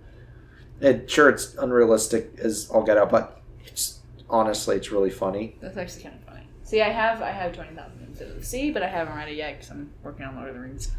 Yes, there's a lot of other Jules Verne books that just weren't translated into English. Wait, was that one in English? Well, it was because they got translated. Oh, okay. He's a French writer, which makes sense why he was making fun of us Americans. Meanwhile, us Americans are like, well, yes, we would indeed make a kid. Like, yes, I mean, this is completely accurate. I don't The understand. irony of us being first to the moon is palpable. That's true. Very true. Yeah, we were first to the moon. So all I'm saying is there are two kinds of countries. Those who use metric system and those who've been to the moon. I'm pretty sure the people who went to the moon use the metric system, though. I don't like the metric system because I feel like because I'm against the globalization of culture. Okay, this just got deep suddenly. The French invented it. Did they really? Yes. I am 300% against it now. Yes. A meter, by the way, is 1/1,000,000th of the circumference of the Earth or something? Or the distance from the equator to the North Pole or something like that. Wow.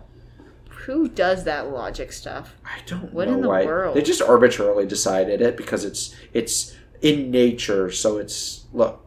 Whatever. Yeah, I don't care. We want inches, which are the length of an inchworm. Exactly. Wow.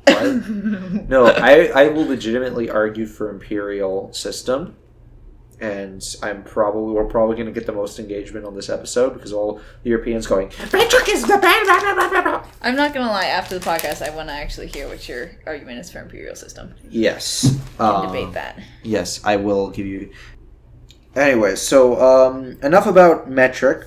So why did we get on the imperial and the metric system? I don't actually remember. From Jules Verne. Jules Verne. Oh, yeah. H.G. Wells. No, because they made them allergic to something on Earth. Oh. Which is an annoying trope. Which, I mean, it wasn't necessarily something on Earth. It's just kind of like bright sunlight. I'm like, okay, that's the rules. Yeah, it just felt more like the rules to me than allergic to something on Earth. Because they had coping ways. The people who died from... They just took away their coping mechanisms. And it didn't kill them. It just disabled them. Yes. As we see and even later. then, we actually see that they keep fighting, even when they can't see. I mean, he almost beat the guy until the other guy showed up. Reasonably, he should have. Yeah. The alien. So, reasonably, the alien would have won, even though he didn't have his helmet on. So, I thought that was interesting. And then a couple times when they'd shoot out the screens. Okay, I'll be honest. The first time I watched this movie, I only saw the last part. So I thought that they were like cyborgs, and the reason why he didn't attack the paraplegic at first is because he thought he was a fellow cyborg. Seriously? Yes, that is actually what I thought. I just saw like the last third, so. I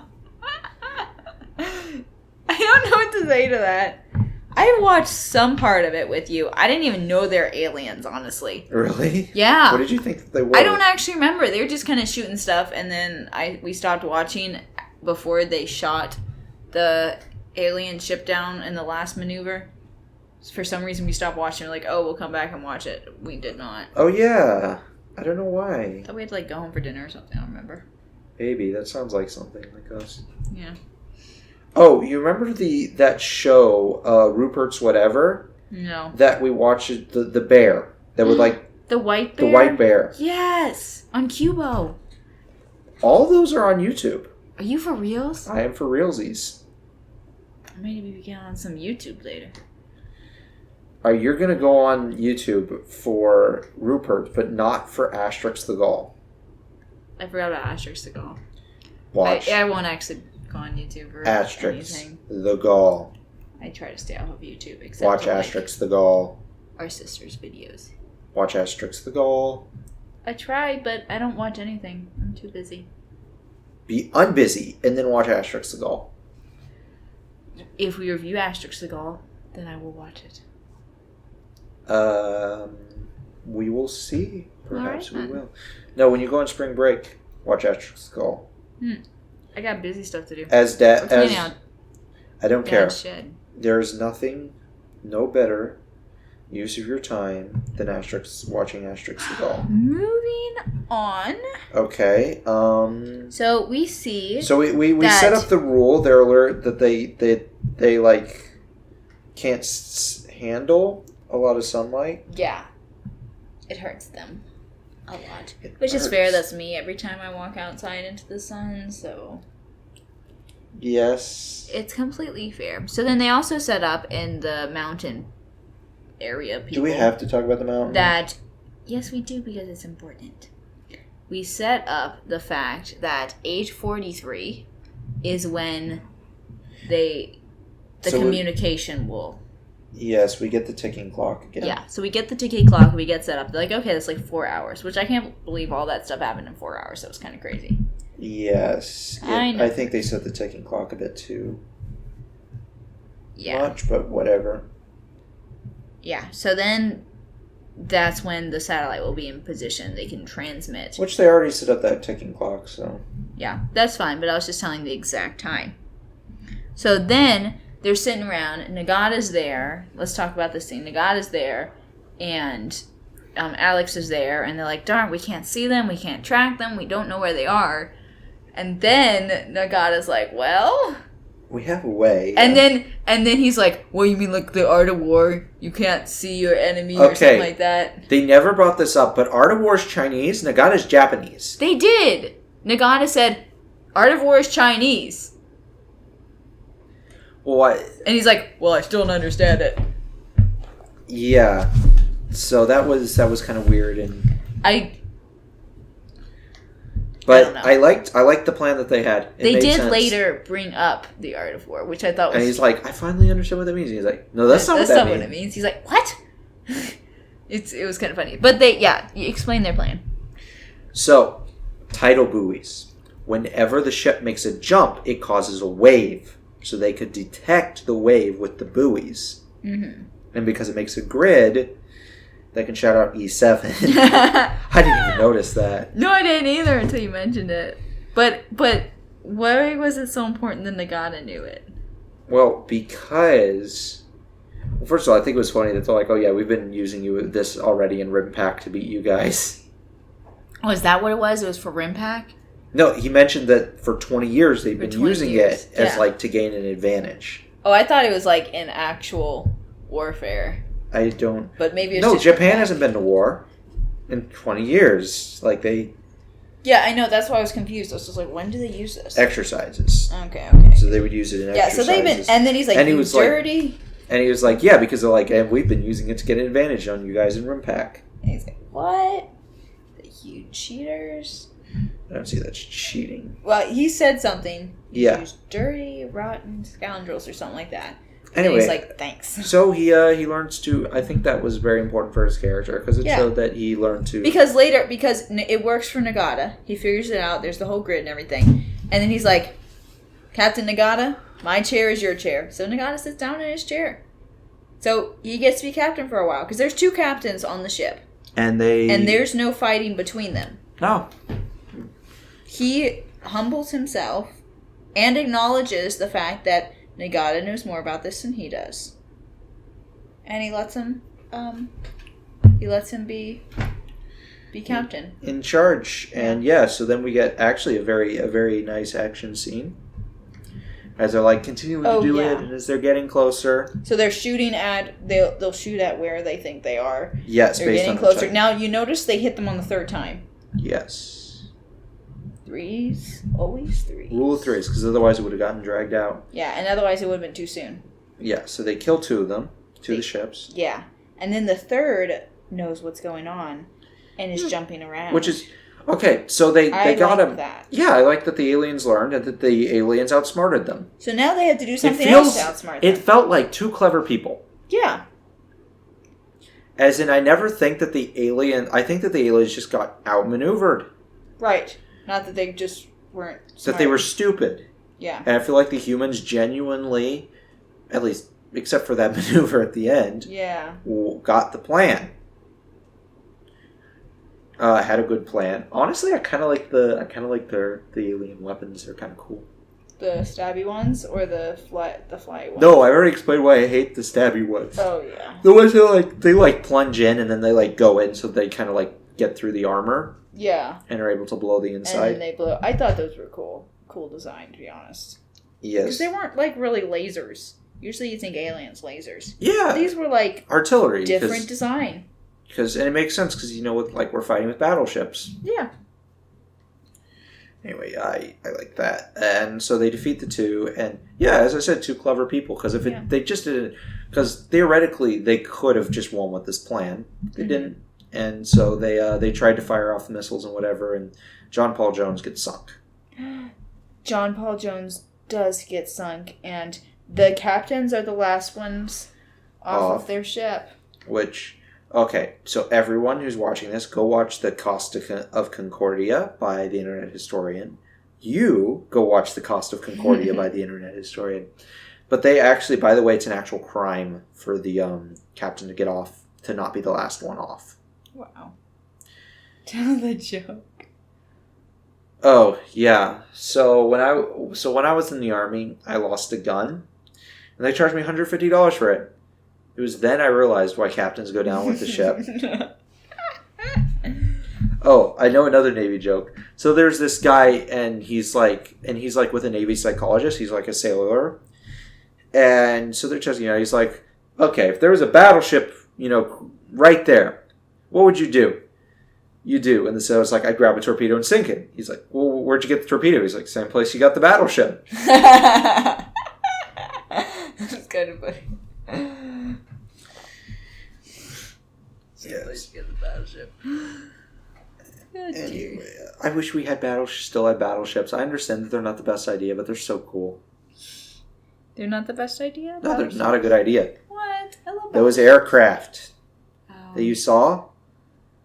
Like the Battle of Midway, the fleets never, the Japanese and American fleet never met. It was all planes? Yeah, it was all planes. Yeah. Because between the Navy and the Air Force. If the Navy seceded from the United States and formed its own country, it would be the second largest Air Force in the world. Wow. The U.S.? Yeah, seceded from the U.S. Seceded from the U.S. As in it said, we're going to be our own country. Yeah. Based. I'd get on board with that. The Navy becoming its own country. That'd be interesting. I feel like Texas would join or something. I just feel like Texas would do something like that. I think their main base is in Virginia, so... Darn. Texas doesn't have too much. Well, they have a little bit against the water. They have some coasts. Yeah, it's got a lot of Mexico. Which, to be fair, we could just, at the wall, just drive it down a little bit into the ground and pop it off, pop Mexico off, and then boom. We got Texas has some more water. What? What? What? Never mind. That's not how land works. Okay, look, you thought California was gonna fall off. Okay. To be fair, I watched the Superman and it was going to fall off into the sea in Superman. Yeah, so why can't Mexico we just, Well, because there's no fault line there. Well, we can make one. Okay, Lex Luthor. I see you want to buy some beachfront property in Arizona. Well, sort of. I was thinking more Texas. I was just like game for Texas joining the Navy as their own country. So wouldn't the islands join? Like, wouldn't it be Hawaii and Guam and Puerto Rico? I guess, but I just feel like it's a Texas thing to do. I was studying Oceania. Yes. Hawaii is so close to Oceania. Yeah. It's in Oceania. It is. I had no idea. You didn't know that? I think I did at one point when I studied it way before, but I just realized it again today. It's like, whoa. Okay. What's going on? I don't know. What is going on? Kind of crazy. Why do we have Hawaii? Do you want to know the real answer? Nope. Sugar plantations. This is already too Asked long. the United States to annex Hawaii and depose the monarchy because they cut off. They didn't allow any. There was a pandemic and the Queen didn't let anyone in or out, and that was hurting their profits. So they asked the U.S. to annex the islands. That's kind of funny. I am very much pro a restoration of the Hawaiian monarchy. It was illegitimately dissolved. Goals. So, we find out that the scientist can make a call. So and he makes a call. Okay, moving on. They go get the tech. What is the purpose of the call? Oh, the purpose of the call... To let them know that they need to destroy that. So, like, okay, we need to destroy this. Yes. That's the whole purpose of the call. Which is the only important thing that these people do. Literally it. Yes. Yeah. Oh, and they seem like, oh no, the John Paul Jones is going down. And it's like, don't worry, Sam. He probably lived. We're like, okay. I get it. They're engaged. Yeah. You're going to marry a man Which because I thought he gave that was you a burrito? interesting exactly. That he didn't even ask her father, well, they're not actually engaged yet. Because he hadn't asked her. Yeah. He didn't ask her father to date her. Well, I mean, and that's... I didn't ask my wife's father to date her. I didn't ask her father to get engaged. Yeah. But let me just point out that after our third date, they asked her when we were getting engaged. So I think they were pro. Well. To be fair, I never actually got engaged. No, she just said thanks. No, she's like, thanks for the ring. And I'm like, I never gave you a ring. No, the story is I left it beside her and said, please watch this because I had to go do something. And then I get texts where she's like, thank you for the ring. I'm like, okay, well, I guess she said yes. Anyway, but continuing on, so they're like, okay, so we have our little hopeless moment because they're like, what are we supposed to do? Yeah. Pretty much, so they're not quite sure. The Missouri. So then we see the Missouri, and the veterans are just chilling there. They just show up there. I love how they're just chilling everywhere. What do you guys do all day? Just chill in the museum? Well, it was because they were there for the award ceremony, so they probably got flown in. Has it been? No, but they're chilling directly on the boat. Well, in weird places. Well, because okay, that was for dramatic effect, probably. I know it's for dramatic effect. But it didn't make any sense. So anyway, it just... No, but it would make sense that they were still on the island and around there. Yeah. Because, RIMPAC has just gone underway. And yeah, they would have been that's there for fine. the I was award. just talking about them being randomly in the crow's nest. I don't know, they walked up there because they ran ahead of them. I don't know. Whatever. So anyway, that, they started up the Missouri. You kind of see this tension between the old guys and the new guys. And they're getting along.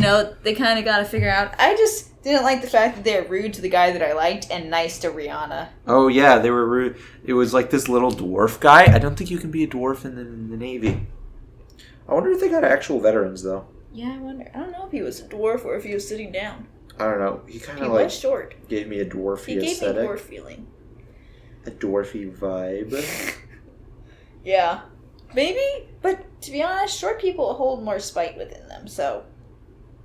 Knowing my wife can confirm. Anyway, so they get it underway to AC/DC. Cool. They do.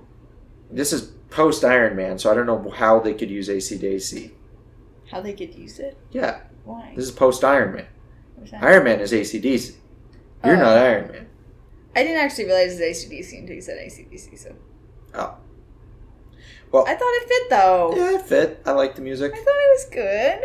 So, they get it underway. Mm-hmm. And they go, and... Then they realize that the shield has moved. No, not yet. They're like, it moved. We're still on the third one, okay, right? So they destroy the third ship. So they destroy the third ship by shooting its... Yeah, as it, like, rounds the bend. As it rounds the bend, and the sun rises. And they shoot out the windshield, which basically means they can't respond for enough time for them to, like, drop a salvo on it. Yeah. So that's what they do. They blind them, and then it's like a flashbang, kind of. And then... Okay, I like it. They do a plan, they enact a plan, and they outmaneuvered the aliens. Yeah, that's good. Felt like clever people fighting. Mm-hmm. And then they realize that the ship... I wonder if they had actual military consultants, and that's why some of the tactics were better. Maybe so. Than rings power. No, Transformers. Oh. Yeah, maybe so. I don't know. Yeah, because they used a lot of military stuff. Mm-hmm. Yeah. Anyway, so then they realize that the ship with the shield moves. Yeah, and so like, what? That moves? So they fight it. So you've got the like salvo incoming, and he drops the anchor and like drifts the ship. There's a lot of stuff that he's doing in which they have to choose to trust him. And there is no complaint this time. Yeah, like this before time, when he wants to just even go though it straight seems into crazy. Them. Yeah. So as in he's built. So he's built some rapport with them and such. So I thought that was good for his character. Yeah, but the ship should have broken apart. I'm sorry. Yeah, no, it just... If there's anyone in our audience that's been in the Navy, you can confirm, but I'm close to 99.9% sure that whole maneuver was stank of Fast and the Furious. Yeah. And the Fast and the Furious, oh my goodness, it had a car on a rope swing around. Really? Have I shown you that scene? No. After the podcast, I will show you the scene. It is the most ridiculous, stupid scene I've... Oh, man. Like, physics died that day. Oh, that's sad. Yeah, like, gravity hasn't been working. Like, no physics has been working since that scene was created. Well, yeah, I don't know what to say. Doesn't have Dwayne The Rock Johnson. Yeah, it does. Has family. They actually do go on about family, by the way. Family. The whole... Okay, interesting. Okay. Anyway, so... Yeah, and then they shoot at it. So they are able to destroy it. But they take some hits. Yeah, they did. They mostly destroy it, but they take some hits. Yeah. And so they're down to one ammo, and so they have to take the ammo to the gun. Yeah, so they have to move the ammo to the gun that works, which is like, how much was it, 500 pounds? 1,000 pounds. 1,000 pounds. Oh, yeah, move 1,000-pound round. That's why I have that down. Yeah. And there's like 8 guys. Yeah, so that was... To be fair, there were some old people in there, though. There was, but 8 guys, 1,000 pounds? Yeah, it's like, what, 120? You know, you can actually... Did you know that the amount that you can carry, it's not, like, for example, I can carry 100 pounds, you can carry 2 pounds. We together can't carry 102 pounds, we can carry, like, 200 pounds or something like that. Whoa. It's because people working together can carry more by virtue of working together. That's why ants do it. Yeah, I forget what it was, but like horses do this. It's like a similar feature in horses. That's cool. I know that. Anyway, so what was my point? Oh yeah, they can carry 1,000 pounds. Yeah. So then they have a dilemma. This dilemma. Do they save themselves or save the world? Because they're about to throw the killer yo-yos at them. 3 of them. We've already seen they're unstoppable. Yes. So they're gonna die. So then he's like... In fact, it was killer yo-yos that killed the John Paul Jones. Yes, it was. You are right. It was the killer yo-yos that killed the John. So they're set up as like a threat. Yeah. And so then, they've already demolished a ship. So you're just watching it come, and they make the decision. Yeah, and he's like, because they have to throw it at the base, and he's like, "It was an honor serving with you, Captain Nagata." And he's like, "Yeah, the honor's mine." And it was really sweet. I thought it was really sweet. So then they fire it on, they blow it up, which hopefully his girlfriend wasn't there. That's literally there was one line about that. Yes. So yeah, we're skipping stuff on the mountain. A lot of stuff on the mountain because we don't care, and it doesn't impact the plot. No, and here's why. Because they go and they're like, yes, please explain to me fully why it doesn't impact the plot, which is annoying. He's like, they're like, let's go. And so they go and they attack and they pull out some lines or something so that the thing can't reach, which giant sky beams, by the way, can't reach the satellite. Except the satellite is in an orbit and the aliens get it all up again. Before the satellite gets in orbit. So it literally doesn't matter. So it has no bearing and they just have to run. Which I guess they hoped that they would shoot it down instead of die trying to undo it. You know what I'm saying? They didn't even know that they were going to shoot it down. They just hoped. And then somehow, they never showed how they got out. No. They just got out. Again, they had to give them a use. Give the anxious character his character arc where he's brave. Yeah, he's brave. I did think it was funny when he's like, stop, and you think he's going to go with them, and he's like, this is mine. Oh, yeah, and then he took his thing, his spectrometer or whatever it's called. Which is kind of a payoff, because later he smacks him in the face with it, so... I don't... Brief payoff. I don't care. I know, I'm just... You can point it out. Let people care if they want, but I don't. But it's just writing. It is writing. Writing is indifferent. To your feelings. Facts don't care about your feelings. No, writing is not indifferent to feelings. Writing your is supposed feelings. to invoke feelings. Yes, but the fact that there's payoffs, I'm just pointing out the fact. Okay. Now we've had this whole long, inefficient conversation. Look, I just said that I don't care. I acknowledged it existed, and I still don't care. Okay. You cannot make me care. Anyway. So, Liam Neeson sends the jets, and the jets shoot down the yo-yos, and then blow up the ship. Yep, and then they survive. And we get the awards ceremony. Yep, and then he goes and asks Admiral Neeson. And he's like, no. Yeah, he said no. He's like, thank you, sir. I really... what'd you say? Yeah, and then he's like, yeah. And he's like, I think I'm going to go have a chicken burrito. Yeah. He's like, come on, we will discuss your surrender terms over some lunch. Over some food or whatever.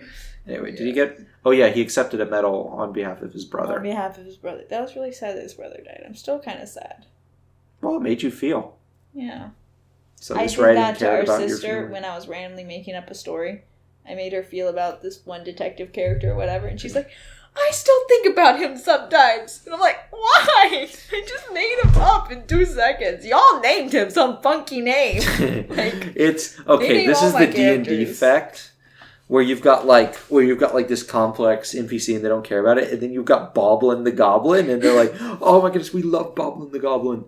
Puffin Forrest had that where he randomly mentioned this one otter wearing a captain's hat in this dream world, and they loved the guy and they forced him to become real and bought him a boat. Oh my word! Ozzy Otterton or something like that, some Ozzy Otterton. I don't know. Yeah. Clearly just made up on the spot. I just love it. That's hilarious.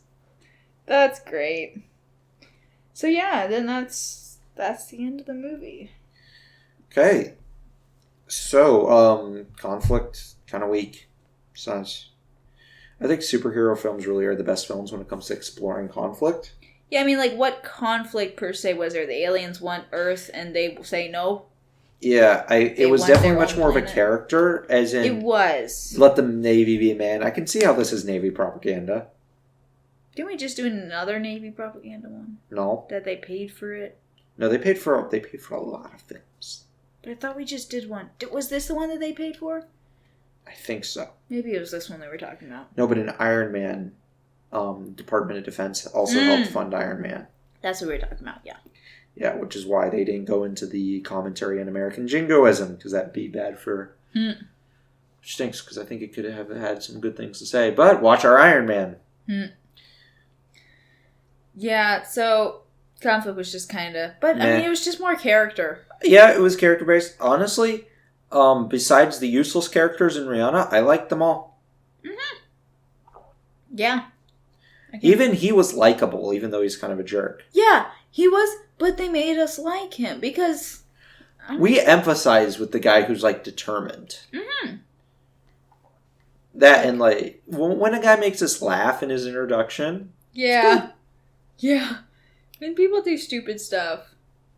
But it's for, like, a good cause. In the name of love. Cheers next to it. Good cause, but... Yeah, so...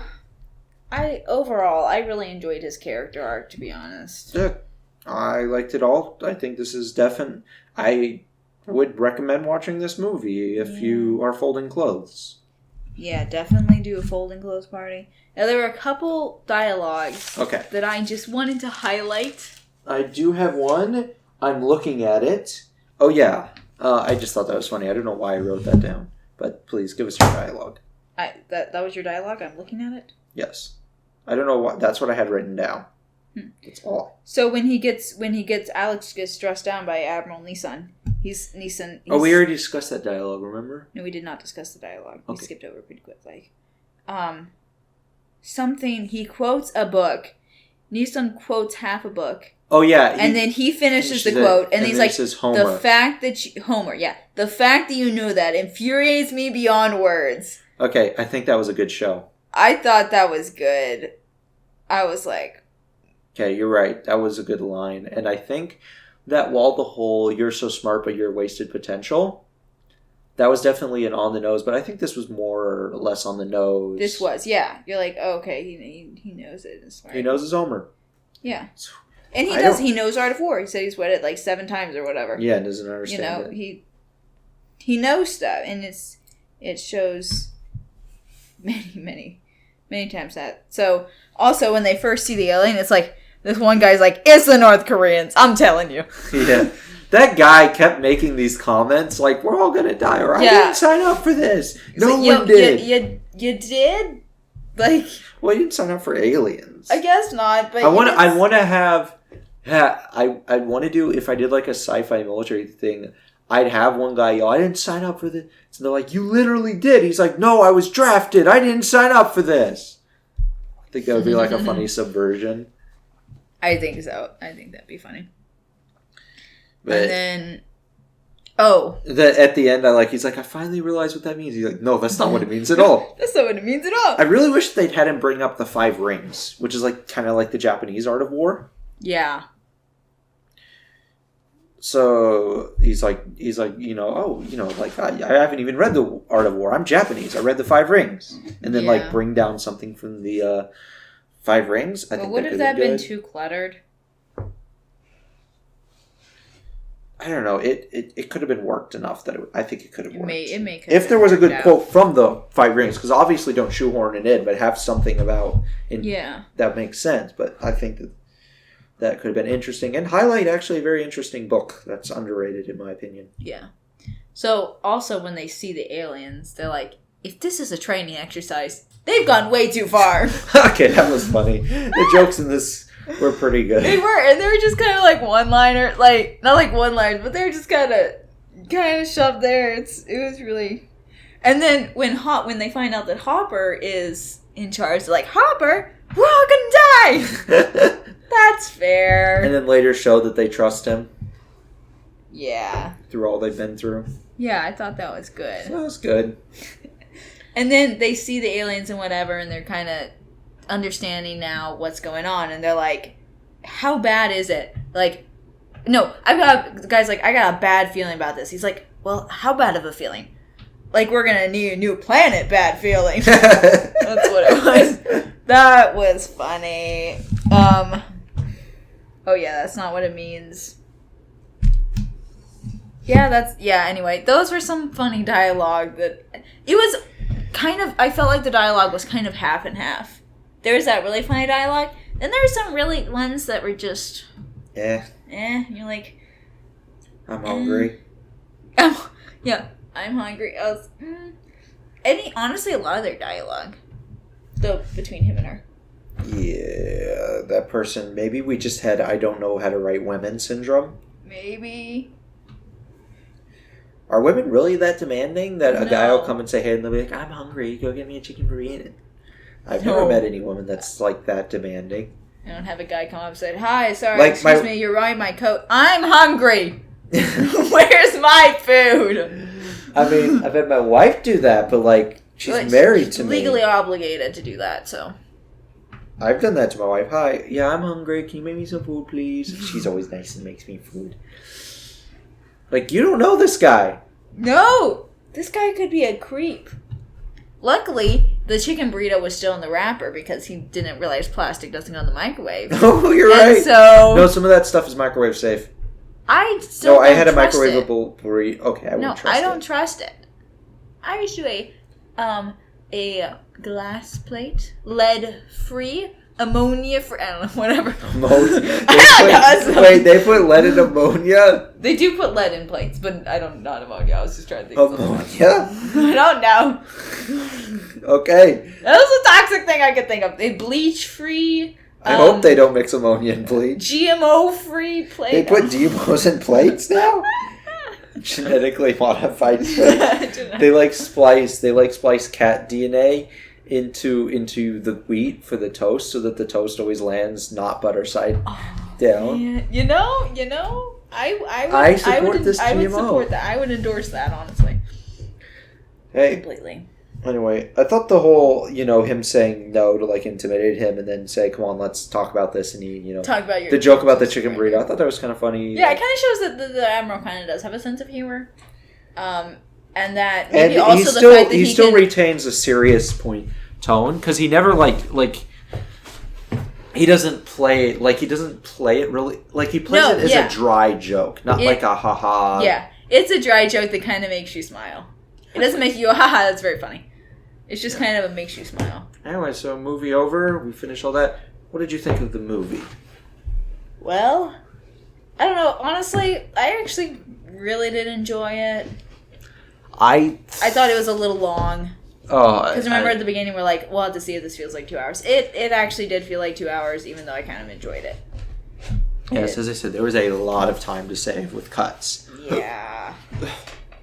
Again, I've said this before in the podcast, but this is, in my opinion, the number 2 rule of writing. The number 1 is the first rule is have consistent rules in your world. But the number 2 rule of writing is, if it's not necessary, cut it. And this movie needed that by spades. Yeah. Again, I've said it before, but the girl could have been cut out of the movie. The whole thing. There could have been one scene with it where they figure out the information. Yes, just have the scientist be like, I escaped or something. Or even better, just show the scientist like escaping. Like a throwaway scene. Like 5 minutes. Yeah. Of him escaping. You could even show the grad student dying. Yeah. Because and he I escapes. like the grad student more than the girl. Yeah, and he escapes, and he basically... And then later he calls him, he's like, hey, I was able to sneak back in my office, and I was able to, like, communicate because I saw you guys, like, off the coast. And that makes sense. He's up on an island, up on a mountain. Yeah. And you need to do such and such and such. Right. And that would have been like 5 minutes, and I think it would have been better because we're here for ships. Yeah, we're not here for the character development of this guy that has no legs. That was kind of weak character development. It was very weak. It was subtle and avant-garde. No, it was terrible. Not. It was like immediately, pretty much. Like he's just kind of whatever. Then, oh yeah, and then he's like walking away from the Jeep, and she's like, "Where are you going?" He's like, "I ain't never seen no alien before." So I didn't get it. Was he running away or running? He was running toward. Oh. Yeah, he's like he wants to see an alien, but that wasn't really his. Because the first day he's like, I don't want to go up in the fountain. Then suddenly he's like, I want to see an alien. And then at the end he's like, I want to walk without my cane and use my cool legs. So like the character development was in spurts almost. Yeah, and it was weak. It was very weak. I didn't like all that. Again, really, okay, so I think while the mountain scenes could have been cut, like, very easily, it probably would have taken, like, a rewrite to get the girl out. I think it could have been done and would have been a stronger movie. Yeah. But then how are we supposed to introduce him? I honestly think we could I don't honestly mind the girl. If they had rewritten her. Yes, make her not be rude in the first part. Extend that dialogue. Man, where can we get some time for that? Extend the dialogue. I've already talked about how they should improve his relation with the Admiral. Have her just be in the icebox during the whole plot. Yeah. You can even like have her be at the base when it's attacked by the yo-yos. Mm-hmm. So we have someone to care about there. Yeah, because otherwise... And she escapes from the yo-yos, but she ends up fine. And then just put her on ice for the rest of the movie. Mm-hmm. She's okay. Yeah. And then, because really the only thing we need is him talking to her father. Yes, because... And the introduction and all that. Mm-hmm, in the introduction. But why didn't you just go to a gas station? Those are always open. That's what he went to, and then the lady closed it. No, it was a convenience store. But I thought there was a gas station. I don't know, maybe. I don't know. Anyway, go to another one. Anyway, so can you give me like a number rating, a subjective number rating? Probably like a 7 or an 8. I'll be honest, I'm 7 out of 10 subjective, 7 out of 10 objective. Yeah, I'm feeling more 7 out of for objective. So you like it a bit more than you think it deserves? Yeah, I think I do. I don't know. Maybe I'm just feeling apathetic at the moment, but I don't really like it more than I think it deserves. I enjoy character driven and good character arcs. Okay, to be honest, that's just something that I enjoy. I enjoy the character, and then I enjoy people being smart. Yeah, and you enjoy ships. So I like the ships. So anything that takes me away from ships annoys me. So the mountain stuff annoyed me because there's no ships. I didn't care that much. Now, if they were on a ship plowing up the mountain. That's fair. So, seems like we are going to have to continue our hunt for a well-written movie. And our next hunt? Is one of the greatest franchises of all time, and I will stand by this. Yes? Zorro! Oh, yes! Zorro! I forgot that I'm so excited. I love Zorro. Zorro's the greatest. Yeah, if you guys like Puss in Boots, Puss in Boots is like literally a parody of Zorro. It's literally a parody of Zorro. Like, he literally does the P. With the Z. Like the Z. It's pretty great. We can call it shopping. No, we can't do that movie. We're gonna get canceled if we do the Gay Blade. You guys have not seen Zorro the Gay Blade. It's hilarious. Pretty great. It's just a stupid comedy. It is. It's stupid comedy, but yeah. So, until next week, keep on hunting. Oh, stop it. This podcast was brought to you by viewers like you. Want to support what we do and keep our podcast on the air? Please donate to our Patreon at patreon.com/filmhunters.